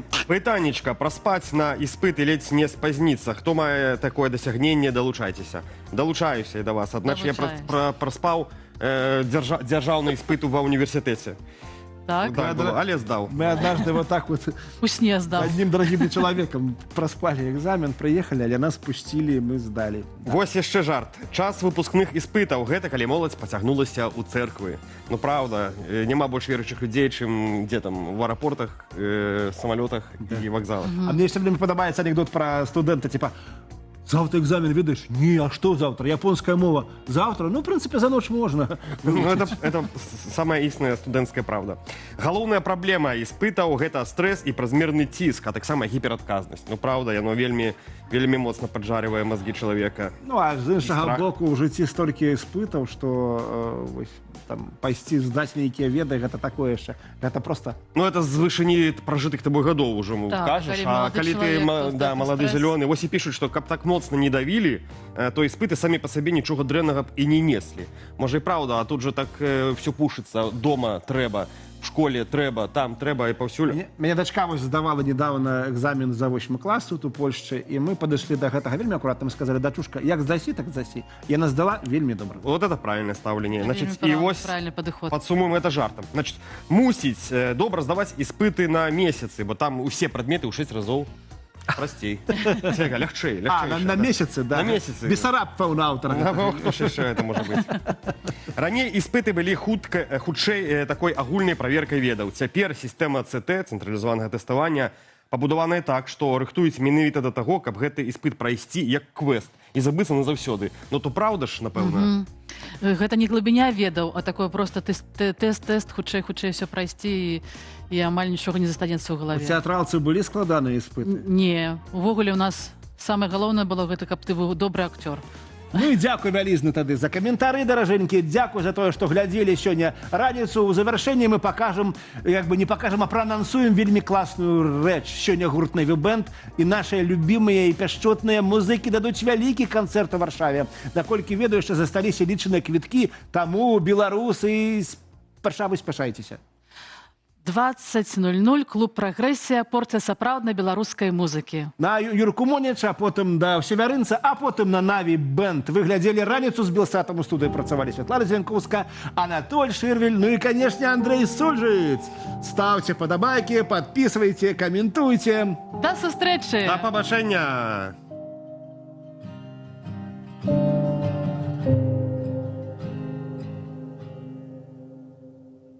Помнишь, як таяли минали дни, мы заставались одни, не зауважали гэты час.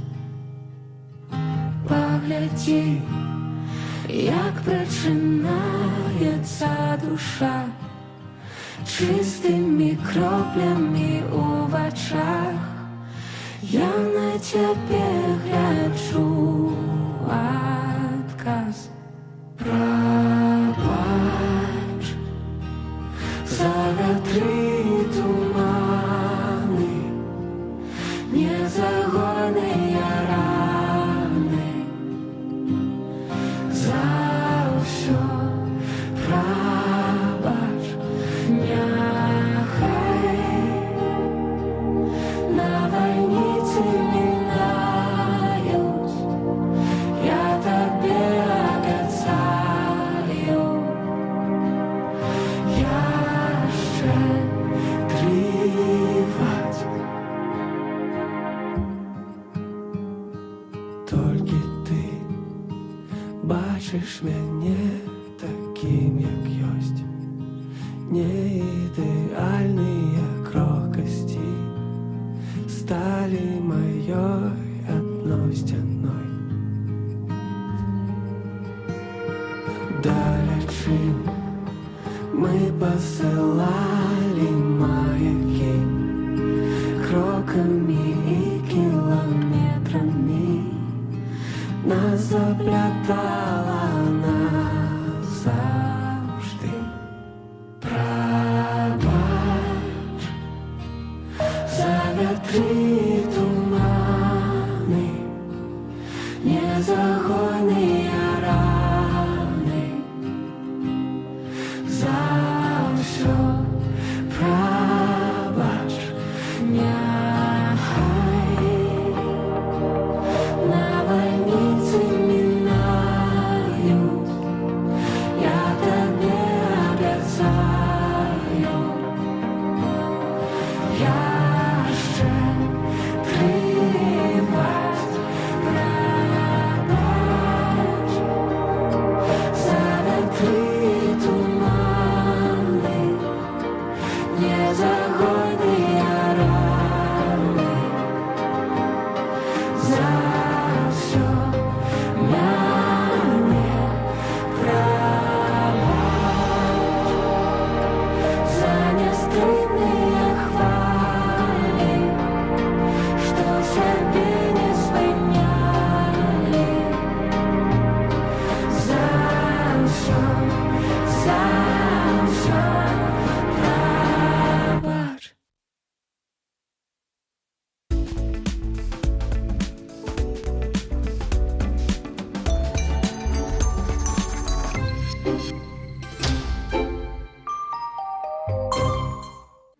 Партрэт палітыка Андрэя Саннікава, колішняга дыпламата, які памятае распад Савецкага Саюзу ды абвяшчэнне незалежнасці.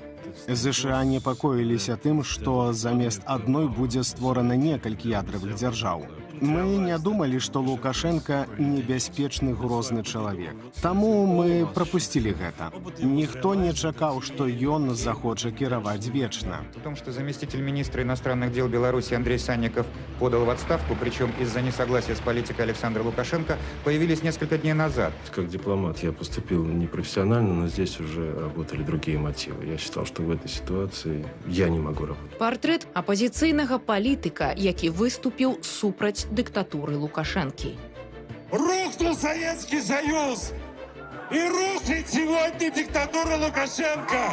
Партрэт палітвязня ды эмігранта. Уцякач заўсёды марыць пра вяртанне на радзіму.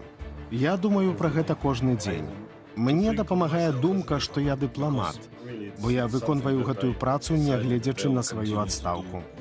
Я працягваю рабіць тое, што трэба рабіць для дыпламатыі незалежнай краіны. Гаворка ідзе не пра барацьбу з дыктатурай, а пра сяброў для Беларусі сёння і заўтра. Развагі пра мінулае, сучаснасць ды будучыню. Дакументальная стужка такога кшталту «Надзея». Сёння о 19:20 паводле Менску.